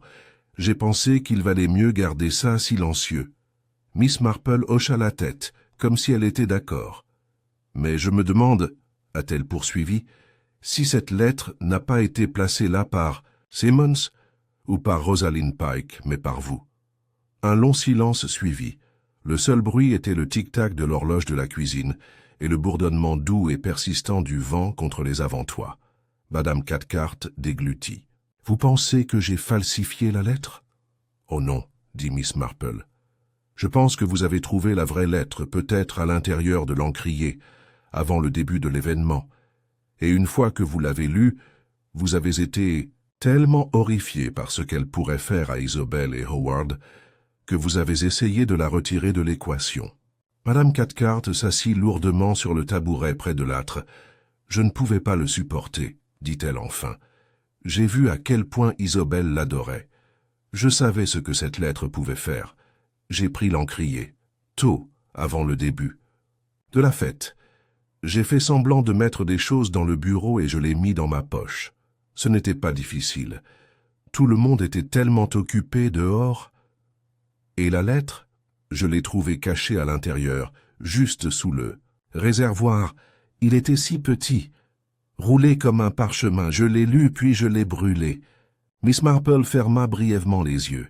« Je pensais que je les protégeais, » a déclaré Madame Cathcart, « que personne d'autre ne l'avait vue. Mais Rosalind est arrivée quelques jours plus tard. Agitant ce qu'elle dit, c'était la même lettre. J'ai paniqué. J'ai réalisé qu'il devait y en avoir plus d'un, que quelqu'un s'y était mis avant moi. Alors tu as planté l'enveloppe tachée de cendre dans la sacristie ?» Madame Cathcart hocha la tête, défaite. C'était une mauvaise tentative de détournement. Je pensais que si les gens croyaient que la lettre était réelle mais détruite, l'affaire serait réglée. Mais ensuite, Simmons s'est impliqué. Je ne l'ai jamais soupçonné, pas jusqu'au cambriolage. Miss Marple lui tapota le bras. « Vous avez fait ce que vous pensiez être juste, ma chère. » même si la vérité a quand même une façon de faire surface. Une pause. Et l'encrier. Madame Cathcart fouilla derrière le placard du garde-manger et récupéra une boîte. À l'intérieur, enveloppé dans un torchon, se trouvait l'encrier. Toujours brillant, toujours entier. « Je ne pouvais pas le détruire », murmura-t-elle. « C'était trop beau, mais je ne pouvais pas non plus le rendre. » Miss Marple lui lança un long regard pensif. « Il faudra prévenir l'agent Lawrence, il comprendra, je pense. Mais il ne faut pas que ça reste caché. » Ce soir-là, Miss Marple rentra chez elle avec une démarche légère. Les morceaux étaient enfin tombés à leur place calme et naturelle. L'encrier n'avait pas été volé à des fins lucratives. La lettre n'avait pas été falsifiée par un ennemi, mais par quelqu'un qui cherchait désespérément à se sentir puissant. Et la lettre originale avait été détruite par une femme qui avait compris que la gentillesse exige parfois un feu propre et des mains fermes. Tandis qu'elle s'asseyait, une fois de plus avec son tricot, le ciel extérieur devenant mauve et nacré, Miss Marple réfléchissait à la petitesse du village et à l'immensité de la nature humaine. L'amour, la honte, l'envie, la fierté. Ils traversaient St. Mildred comme des ruisseaux souterrains, invisibles jusqu'à ce que le sol cède. Et même si la justice avait été rendue, ce n'était pas la justice des tribunaux ou la punition. C'était la justice de la compréhension. Le lendemain de la tempête, un silence s'est installé à St. Mildred's, comme le calme d'un théâtre juste avant le lever du rideau. Même les corbeaux étaient spétrisés, comme si le village lui-même sentait que quelque chose longtemps caché avait maintenant trouvé son chemin vers la lumière. Mais Miss Marple savait que dans tout véritable mystère, même après que les derniers fils aient commencé à se démêler, quelques brins flottaient toujours librement. Quelque chose même faible attirait toujours son attention. Un geste inachevé, une ombre pas encore correctement projetée. Les aveux de Madame Cathcart avaient comblé la dernière lacune connue du voyage de l'encrier. Comment il avait été discrètement retiré du bureau avant la garden party, comment la lettre originale avait été brûlée en secret et comment l'artefact était resté caché depuis, son absence recouverte par des couches de demi-vérité et une protection trop zélée. Gerald Simmons avait ajouté sa propre couche à la tromperie, manipulant le récit pour attirer l'attention et égarer le contrôle. Mais si ces deux-là avaient façonné l'histoire, Miss Marple soupçonnait qu'il y avait eu une main de plus subtile, qui n'avait pas falsifié, volé ou menti, mais qui avait mis toute la chaîne en mouvement. Elle se retrouva à marcher lentement et délibérément vers la grande maison géorgienne au sommet de Penworthy Hill, la résidence de Rosalind Pike. L'air était vif, les jonquilles frémissaient dans la brise le long des bordures du jardin, et le gravier craquait avec un rythme délicat sous les chaussures élégantes de Miss Marple. La porte d'entrée, lorsqu'elle s'ouvrit, révéla Rosalind, vêtue d'une laine bleu marine impeccable, sa broche brillant comme une pièce de monnaie polie. « Miss Marple » dit-elle en inclinant brusquement le menton. « Quelle surprise! J'espère que je n'interromps rien d'important, » dit gentiment Miss Marple. « Rien pour lequel je ne peux pas consacrer un moment. » Rosalind la conduisit dans le salon, où le feu était faible, et où le service à thé était disposé avec une précision chirurgicale. Une assiette de biscuits aux amandes restait intacte. « J'avais quelques pensées persistantes, » commença Miss Marple en s'installant dans la chaise rigide à motif de rose. « À propos de l'encrier ?» demanda sèchement Rosalind. « J'aurais espéré que nous serions tous passés à autre chose. » Miss Marple remua son thé, puis posa délicatement la cuillère de côté. « Pardonnez-moi, mais je trouve curieux que vous ayez commencé si tôt à façonner le récit autour de l'encrier, à vanter son histoire, à annoncer son exposition, à le placer au centre de l'attention bien avant son arrivée. » Rosalind haussa un sourcil. C'était une activité de collecte de fonds. La Preservation Society avait besoin d'un point focal. Bien sûr, et pourtant, vous étiez le seul à mentionner son origine à Treadwell. Vous avez dit à tout le monde. qu'il avait été donné anonymement. Même M. Cartwright n'avait pas le droit de s'en attribuer le mérite. Le sourire de Rosaline s'estompa. Il a insisté pour que je ne mentionne pas son nom. Je pense que tu as peut-être insisté. Un silence envahit le salon. Je ne vous accuse pas de vol, ça déclarait Miss Marple, ou même par malveillance, mais je me demande, saviez-vous avant la livraison de l'encrier qu'il contenait une lettre? Rosaline se leva brusquement et se dirigea vers la cheminée, dos à la pièce. Non, dit-elle au bout d'un moment. Pas sûr, mais je m'en doutais. Miss Marple attendit. Rosaline se retourna lentement. Howard Weatherby. Il est charmant, je l'avoue, et il semble s'intéresser à Isobel. Mais les hommes aiment ça. Ils cachent des choses. J'ai déjà vu ça. Vous vouliez trouver la lettre avant tout le monde.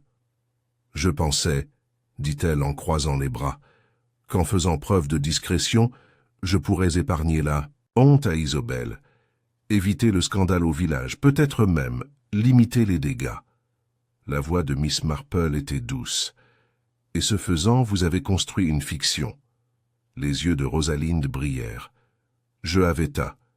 Une fois que M. Cartwright m'a donné l'encrier, j'ai soupçonné ce qu'il pouvait bien cacher à l'intérieur. Il avait dit qu'il provenait du domaine de Treadwell. Ce nom a déclenché quelque chose. Je me suis souvenu d'une brève mention du passé d'Howard Weatherby dans un bulletin juridique que j'avais lu il y a des années. Je n'en étais pas sûr jusqu'à l'arrivée de la lettre. Et au lieu de le brûler comme l'a fait Madame Cathcart, je l'ai gardé, interrompit Rosalinde, la voix se resserrant, parce que la connaissance, c'est le pouvoir, et j'avais besoin de temps pour décider si Howard méritait la vie qu'il construisait ici. Miss Marple ne répondit pas immédiatement. Elle laissa les mots se déposer dans la pièce comme la poussière d'un tiroir fermé. « Vous n'avez pas falsifié la lettre, dit-elle, mais vous l'avez cachée. Et pendant que vous hésitiez, Simmons l'a interceptée. Il l'a copiée. Il a introduit sa version. Entre-temps, l'original avait déjà été détruit. » Rosaline s'assit brusquement, comme si ses genoux ne pouvaient plus supporter le poids de sa propre indécision. « Je n'ai jamais voulu que ça aille aussi loin, » murmura-t-elle. « Les intentions, dit doucement Miss Marple, ont une façon de s'échapper de leur cage. » Un silence suivit. « Alors, tu le savais, » dit Rosalinde avec amertume. « Depuis le début. Je m'en doutais, » répondit Miss Marple. « Dès que vous avez apporté des chrysanthèmes au presbytère le lendemain du vol. Une femme qui attache autant d'importance au symbolisme que vous ne placerez jamais une telle fleur funéraire à côté d'un objet de famille disparu, à moins qu'elle ne pleure quelque chose de complètement différent. Peut-être une erreur de jugement. » Rosalinde eut un rire fatigué. « Je t'ai sous-estimé. C'est très bien. La plupart des gens le font. » Ce soir-là, le vicaire convoqua une petite réunion à la salle des fêtes. Une réunion polie et discrète, avec du thé, tiède, et une assistance modeste. Miss Marple était présente, tricotant sereinement au premier rang, tandis que l'agent Lawrence prononçait quelques mots solennels sur la communauté, la compréhension et l'importance de l'honnêteté. Gerald Simmons avait accepté de présenter des excuses publiques plutôt que des accusations formelles. Howard Weatherby fut disculpé sans qu'il soit nécessaire de produire des documents ni des déclarations. Madame Cathcart était assise tranquillement à côté d'Isobel, qui lui tenait la main et lui adressait un sourire qui n'avait pas besoin de mots. Et Rosalinde Pike, dans une rare démonstration d'humilité, s'avança et s'adressa à la salle avec une grâce exercée. Aucun artefact ne peut à lui seul supporter le poids de nos peurs ou de nos attentes, a-t-elle déclaré. Que l'encrier où qu'il soit désormais demeure un rappel que la transparence n'est pas une faiblesse, mais une force. Miss Marple n'applaudit pas, mais elle inclina la tête. Plus tard dans la soirée, alors, qu'elle retournait à son cottage entourée de lierre, Miss Marple constata que Florence avait allumé le feu et disposé ses pantoufles. La maison sentait légèrement la cire à la lavande et le pain grillé. Elle s'enfonça dans son fauteuil, posa son tricot et s'autorisa un plaisir rare, la réflexion. L'énigme de l'encrier n'avait pas nécessité de traces de pas, de taches de sang ou de pièces verrouillées. Il avait demandé quelque chose de bien plus subtil, une compréhension des peurs qui se cachent derrière une conversation polie, des mensonges racontés pour se protéger et des vérités trop dangereuses pour être dites. En fin de compte, ce n'était pas l'encrier qui comptait. C'était ce que les gens y mettaient, des secrets, des regrets, des espoirs, et jusqu'où ils iraient pour garder ces choses cachées.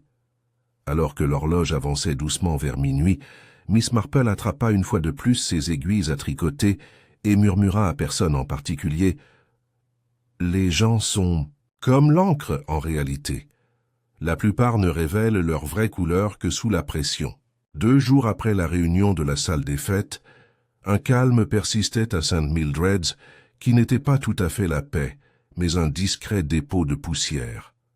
Les ragots qui parcouraient autrefois le village comme le tonnerre de l'été passaient désormais en chuchotement, et les visages qui regardaient autrefois curieusement par les fenêtres se tournaient désormais vers les parterres de fleurs, les paniers à tricoter et les affiches de l'église. La vie avait repris, non sans une certaine raideur, comme une articulation arrachée et soigneusement remise en place. Mais il restait une dernière conversation à avoir. Ce n'était pas avec le gendarme, qui avait déjà fermé son carnet sur sa l'affaire, ni avec Rosalind Pike, qui s'était retirée dans un silence respectable ponctué seulement par son retour aux fonctions du comité. C'était avec Howard Weatherby. Miss Marple se dirigea vers la place du village, juste après le service du matin, ses gants soigneusement rangés sous son bras et son expression toujours aussi douce. Elle le trouva assis sur le banc près de la mare aux canards, les mains posées sur ses genoux, les yeux rivés sur l'eau où glissaient sans souci quelques canards à plumes grises. Il avait l'air plus vieux que la semaine précédente. Non, pas d'année, mais d'une certaine mesure invisible de tension maintenant levée et remplacée par quelque chose comme de la clarté. Monsieur Weatherby salua doucement Miss Marple. « Miss Marple, dit-il en se levant rapidement, s'il vous plaît, voudriez-vous vous asseoir ?» Elle l'a fait, et pendant un moment, ils n'ont rien dit. Je viens de regarder les canards tourner et dériver. « Vous étiez très silencieux pendant la réunion du vicaire, » dit-elle. Il hocha la tête. Il n'y avait pas grand-chose à dire. « J'imagine qu'il y en avait plus que ce que tu as laissé entendre. » Il esquissa un léger sourire. « C'est possible. Mais après tout ce qui s'est passé, j'ai appris à apprécier le silence d'une manière nouvelle. » Miss Marple inclina la tête. « Je comprends. Mais j'ai pensé que tu voudrais peut-être savoir quelque chose. Quelque chose qui n'a pas encore été dit à voix haute. » Il se tourna pour la regarder correctement maintenant, les sourcils froncés. « Rosalind Pike, dit-elle doucement, n'a pas essayé de te détruire. » La mâchoire de Howard se raidit, mais il ne dit rien. Elle a hésité. Et dans cette hésitation, d'autres ont comblé le vide. Simmons avec sa vanité, Cathcart avec sa loyauté. Mais Rosalind croyait qu'elle protégeait le village, qu'en gérant la situation, elle pourrait éviter un plus grand mal. Il baissa les yeux sur ses mains. Et pourtant, ça a failli tout gâcher. Oui, dit simplement Miss Marple, parce qu'à partir du moment où nous commençons à croire que nous pouvons contrôler l'avenir des gens à leur insu, nous oublions que la dignité n'est pas un cadeau que nous leur accordons. C'est un droit que les gens acquièrent grâce à la vérité. Howard se rassit, expirant. « Tu as raison, bien sûr. Isobel m'a pardonné. Mais je ne me suis pas tout à fait pardonné. »« Cela viendra, » dit Miss Marple. « Vous n'avez pas écrit la lettre. Vous ne l'avez pas copiée. Vous avez simplement fui son ombre. Mais maintenant, vous avez arrêté de fuir. » Il se tourna vers elle. « Je ne sais pas comment te remercier. »« Ce n'est pas nécessaire, » répondit-elle. « Soyez juste gentil avec Isobel, et ne sous-estimez jamais une femme qui a des aiguilles à tricoter et un sens aigu des motifs. » Il rit alors, sincèrement, et se leva tandis qu'elle se levait à côté de lui. Les canards cancanèrent une fois comme pour les remercier, et Miss Marple retourna sur le chemin, la brise soulevant les bords de son chapeau. la semaine suivante apporta un calme particulier qui semblait toujours suivre une des enquêtes de Miss Marple, comme le silence après un long sermon éclairant. Les gens retournèrent à leurs habitudes, mais avec un air de réflexion prudente. Quelques excuses furent présentées à voix basse au comptoir de la boulangerie, et Madame Hartnell apporta à Isobel un panier de conserves sans commentaire. Même Rosalind Pike, dont la présence sociale avait auparavant éclipsé toutes les réunions paroissiales, s'est désormais mobilisée avec plus de calme. Elle a commencé à organiser une modeste exposition pour la bibliothèque du village, présentant non pas des objets de famille, mais des récits oraux de résidents de longue date. C'était, aux yeux de Miss Marple, un tournant indispensable. L'encrier lui-même n'a plus jamais été exposé. Madame Cathcart, après avoir tout avoué au connétable, ne reçut aucune punition formelle, seulement une réprimande discrète et l'instruction douce du vicaire de laisser la vérité être dite avant les biscuits. L'artefact lui a été restitué, étant entendu qu'il resterait un souvenir personnel et non un trophée public. Miss Marple lui rendit visite une dernière fois, avant que l'affaire ne soit définitivement close. Ils étaient assis dans la cuisine, la bouilloire entre eux, l'air chaud avec le parfum du pain grillé à la cannelle. « Je me demande, » songea Madame Cathcart à voix haute, « si je regarderai à nouveau cet encrier sans l'entendre murmurer. » Miss Marple sourit doucement. « Certains objets sont comme ça. Ils contiennent des échos. Je suppose que j'ai été stupide de penser que je pourrais empêcher le passé de me rattraper. » « Non, » répondit Miss Marple. « Vous avez été stupide de penser que vous pourriez protéger les autres en leur mentant. Mais vous avez été gentil. Et cela compte pour quelque chose. » Madame Cathcart attrapa le pot de confiture de fraises. « Merci, Miss Marple, d'avoir tout vu et de m'avoir permis de découvrir la vérité à ma manière. » Miss Marple n'a pas répondu. Elle a juste remué son thé. Quelques soirs plus tard, le village s'est à nouveau réuni, cette fois non pas pour un scandale ou une spéculation, mais pour le récital du printemps à la salle paroissiale. Des enfants en uniforme repassé récitaient de la poésie, et Miss Weatherby, nouvellement fiancée, jouait une douce valse au piano. Howard se tenait à proximité, les mains jointes derrière le dos, son expression illisible mais calme. Miss Marple était assise au 3e rang, un châle sur les genoux et un cahier glissé dans son sac à main. Cette fois, elle ne prenait pas de notes. Elle était simplement présente.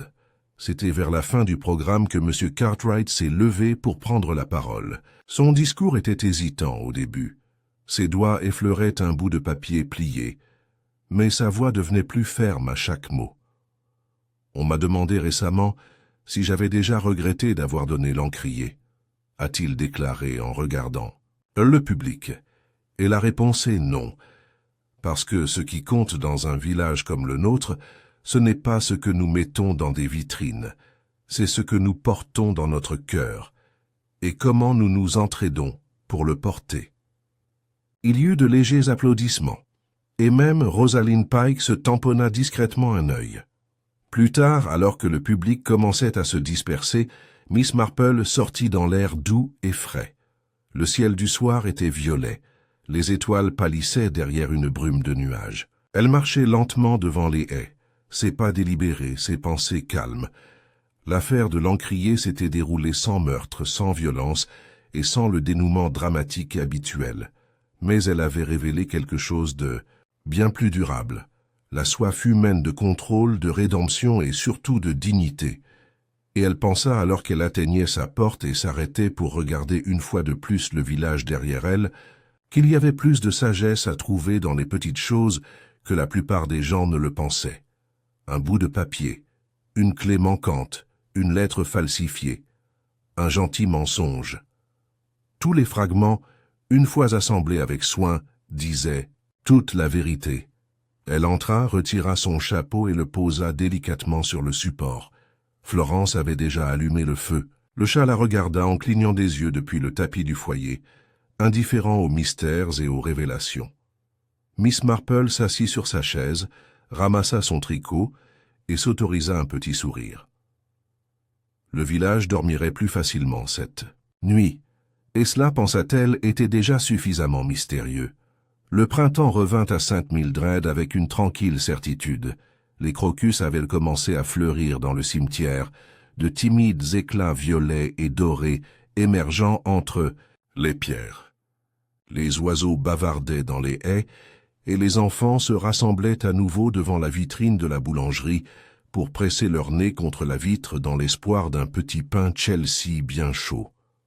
Le scandale de l'encrier était devenu, avec le temps, un chapitre feutré des traditions du village, pas tout à fait oublié mais adouci, comme une vieille photographie qui s'efface doucement dans les coins. Mais pour Miss Marple, une question restait sans réponse. Il ne s'agissait pas de culpabilité. Cela avait été réglé. Il ne s'agissait pas non plus de l'artefact lui-même, qui repose désormais tranquillement dans un placard du presbytère, à l'abri des ragots et libéré de tout symbolisme. Non, ce qui la déconcertait était bien plus subtil. Non pas l'acte, mais l'intention derrière tout ça. Simmons avait admis avoir falsifié la lettre, certes, mais la formulation, le ton, les allusions au crime présumé de Howard Weatherby, tout cela ne ressemblait pas à Simmons. Le vocabulaire était trop formel, la structure trop posée. Cela ne portait pas la marque d'une impulsion ou d'une petite méchanceté, mais de planification. Ce matin-là, elle se rendit à l'église sous un ciel doux, le soleil vacillant entre de légers nuages.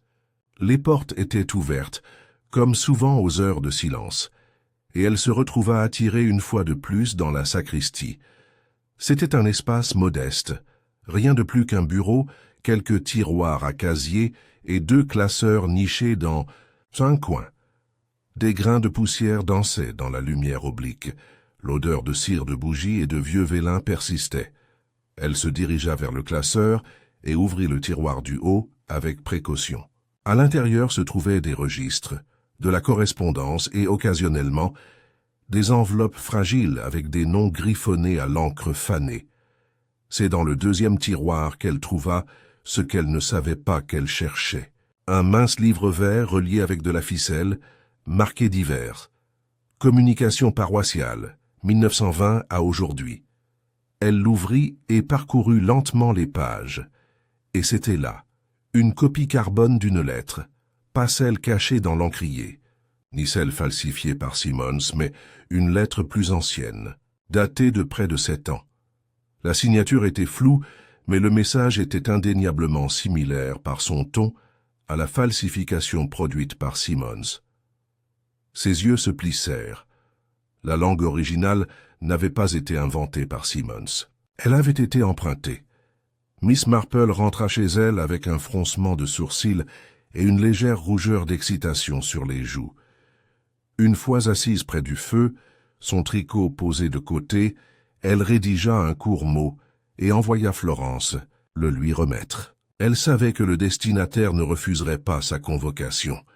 Et en effet, avant l'heure du thé, la cloche a sonné et Madame Pike, toujours ponctuelle, se tenait à la porte dans un pardessus ajusté et des gants couleur crème froide.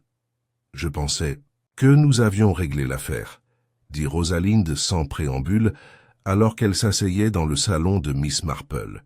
Nous l'avions fait, a reconnu Miss Marple, jusqu'à ce que je réalise que ce n'était pas le cas.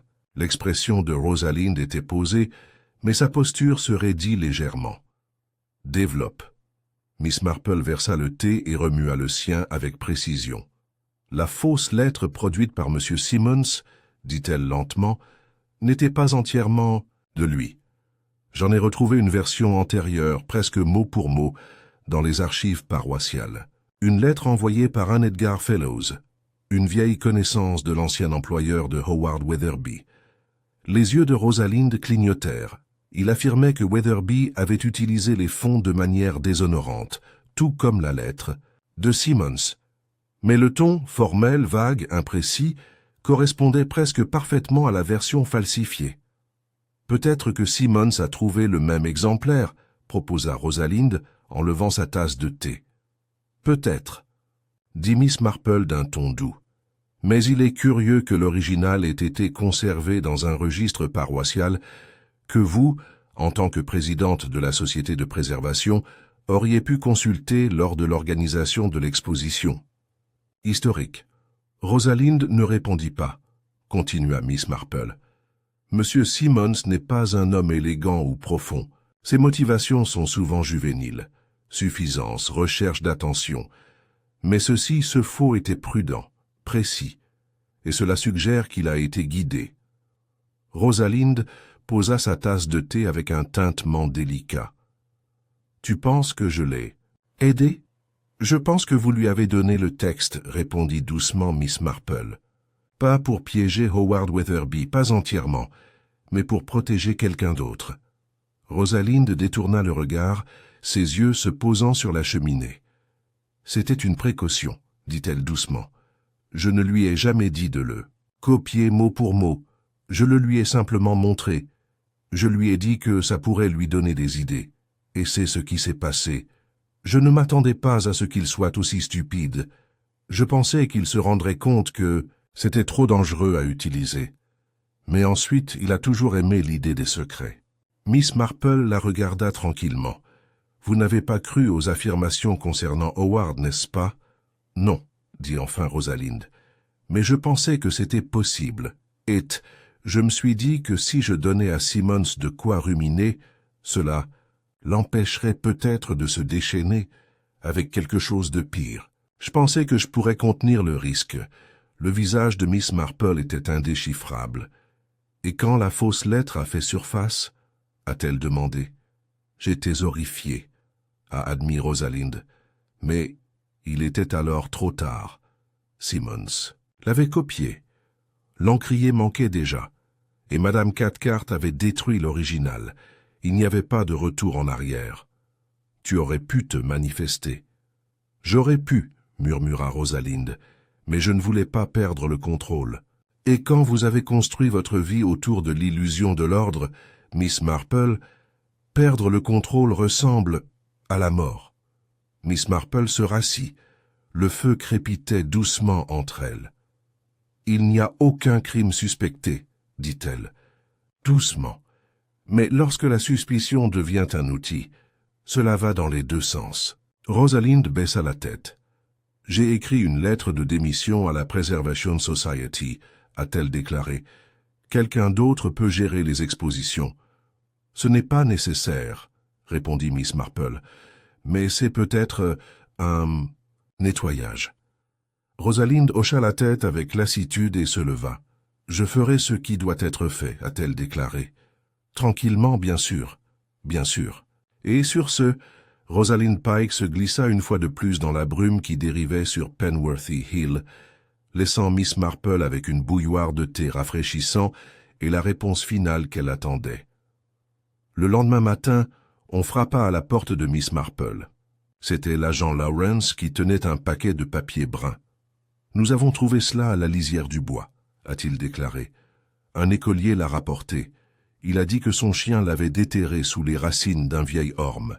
Miss Marple ouvrit le colis avec précaution. À l'intérieur se trouvait l'encrier, propre, entier, sans particularité.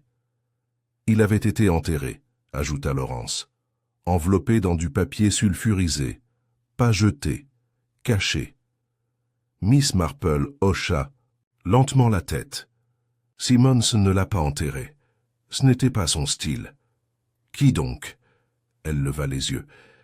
Quelqu'un qui voulait mettre fin à l'histoire, pas avec du spectacle, mais avec le silence. L'agent fronça les sourcils.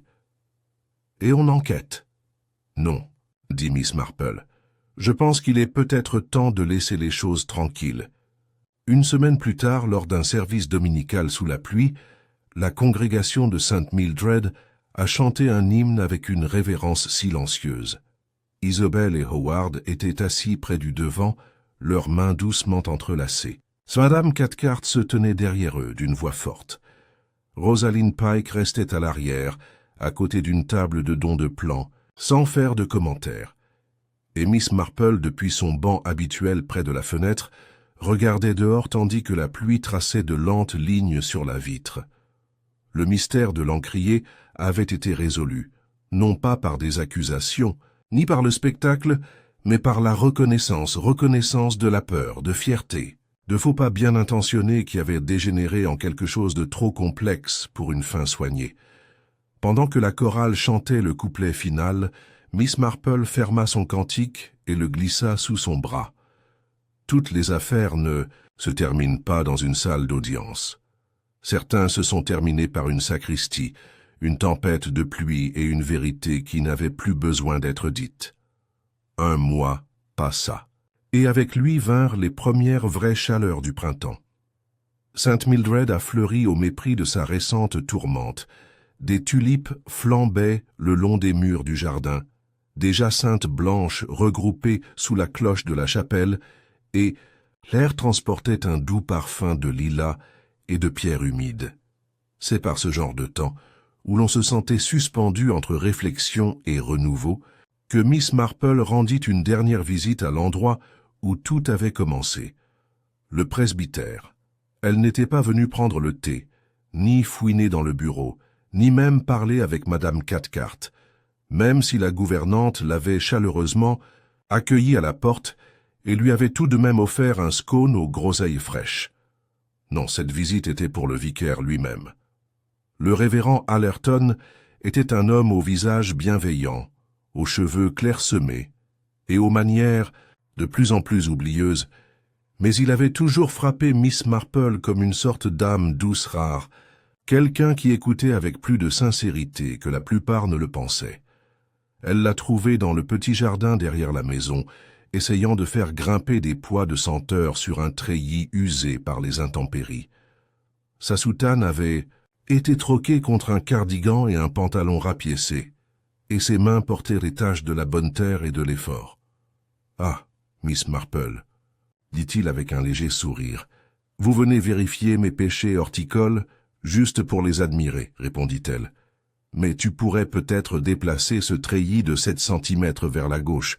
Il reçoit trop peu de soleil là où il est. » Il regarda la plante, fronça les sourcils et rit. « Je suppose que vous avez raison, c'est généralement le cas. » Ils étaient assis ensemble sur un banc bas sous l'arche de rose, les oiseaux sautillant dans le lierre au-dessus d'eux.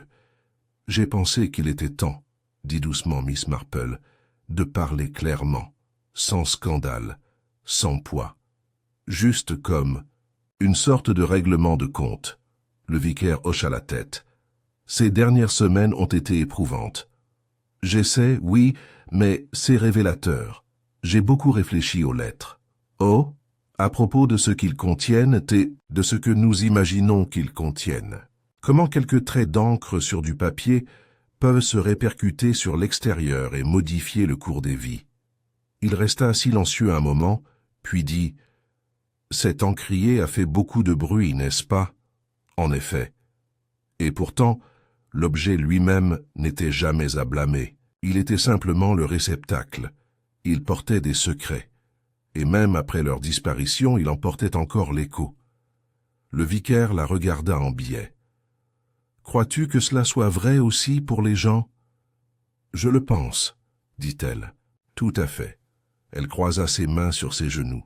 « Je me suis souvent demandé, » a-t-elle poursuivi, « si nous n'essayions pas tous, chacun à notre manière, de réécrire le passé, de contrôler l'histoire que les autres racontent, de nous. Gerald Simmons a tenté de remodeler sa pertinence.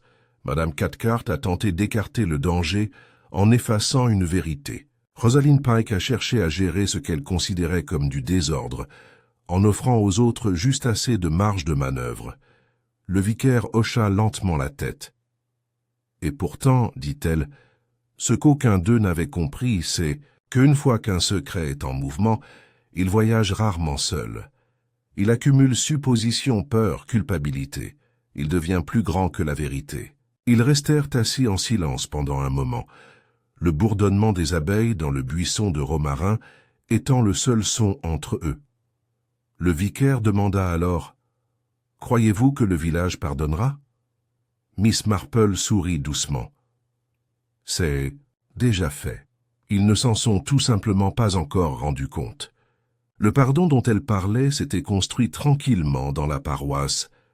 Isobel Weatherby avait repris les préparatifs de son mariage avec une détermination que Miss Marple n'avait jamais perçue en elle. Elle ne s'attardait plus dans la pénombre, se demandant si le passé d'Howard allait ressurgir. Elle avait choisi son avenir et cette confiance lui allait à raviver. Howard, pour sa part, avait accepté le poste de nouveau trésorier de la paroisse, sous une supervision attentive mais équitable. Son travail de comptabilité, aussi ironique que cela puisse paraître, était méticuleux.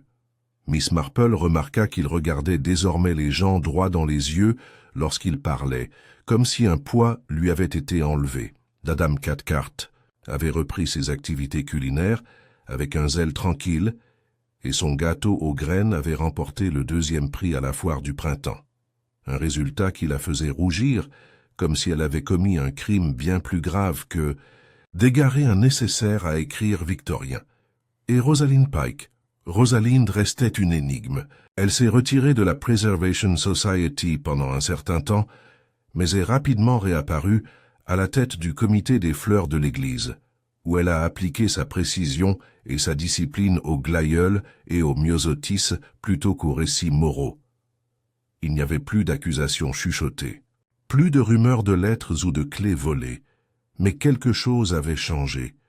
Le village n'avait pas simplement déménagé, cela avait absorbé l'histoire, et comme un champ après le gel, il avait commencé à fleurir différemment. Jeudi matin, alors que Florence époussetait les étagères et que le chat tournait autour du foyer, Miss Marple ouvrit son bureau et commença une lettre.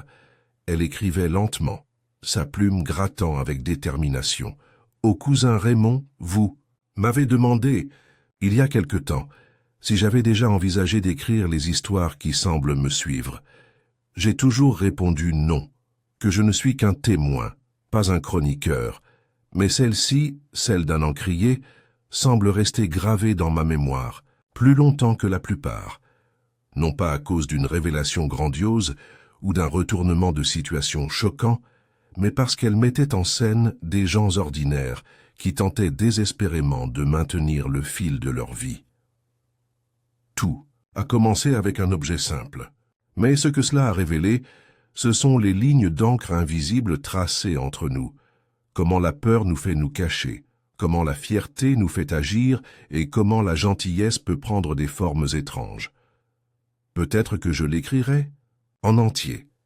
Un jour, à toi toujours, Janelle effaça la page, la plia soigneusement et la glissa dans une enveloppe.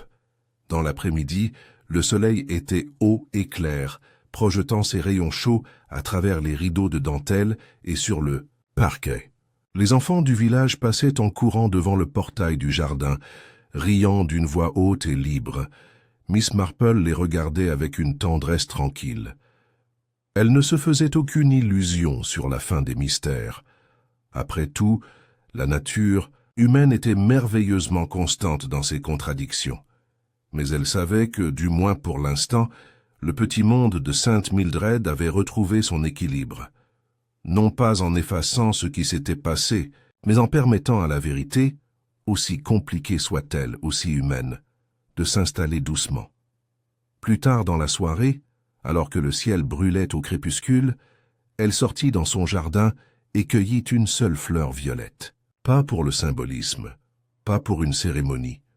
Tout simplement parce que c'était beau et parce que parfois, après tout, la beauté ne méritait aucune explication.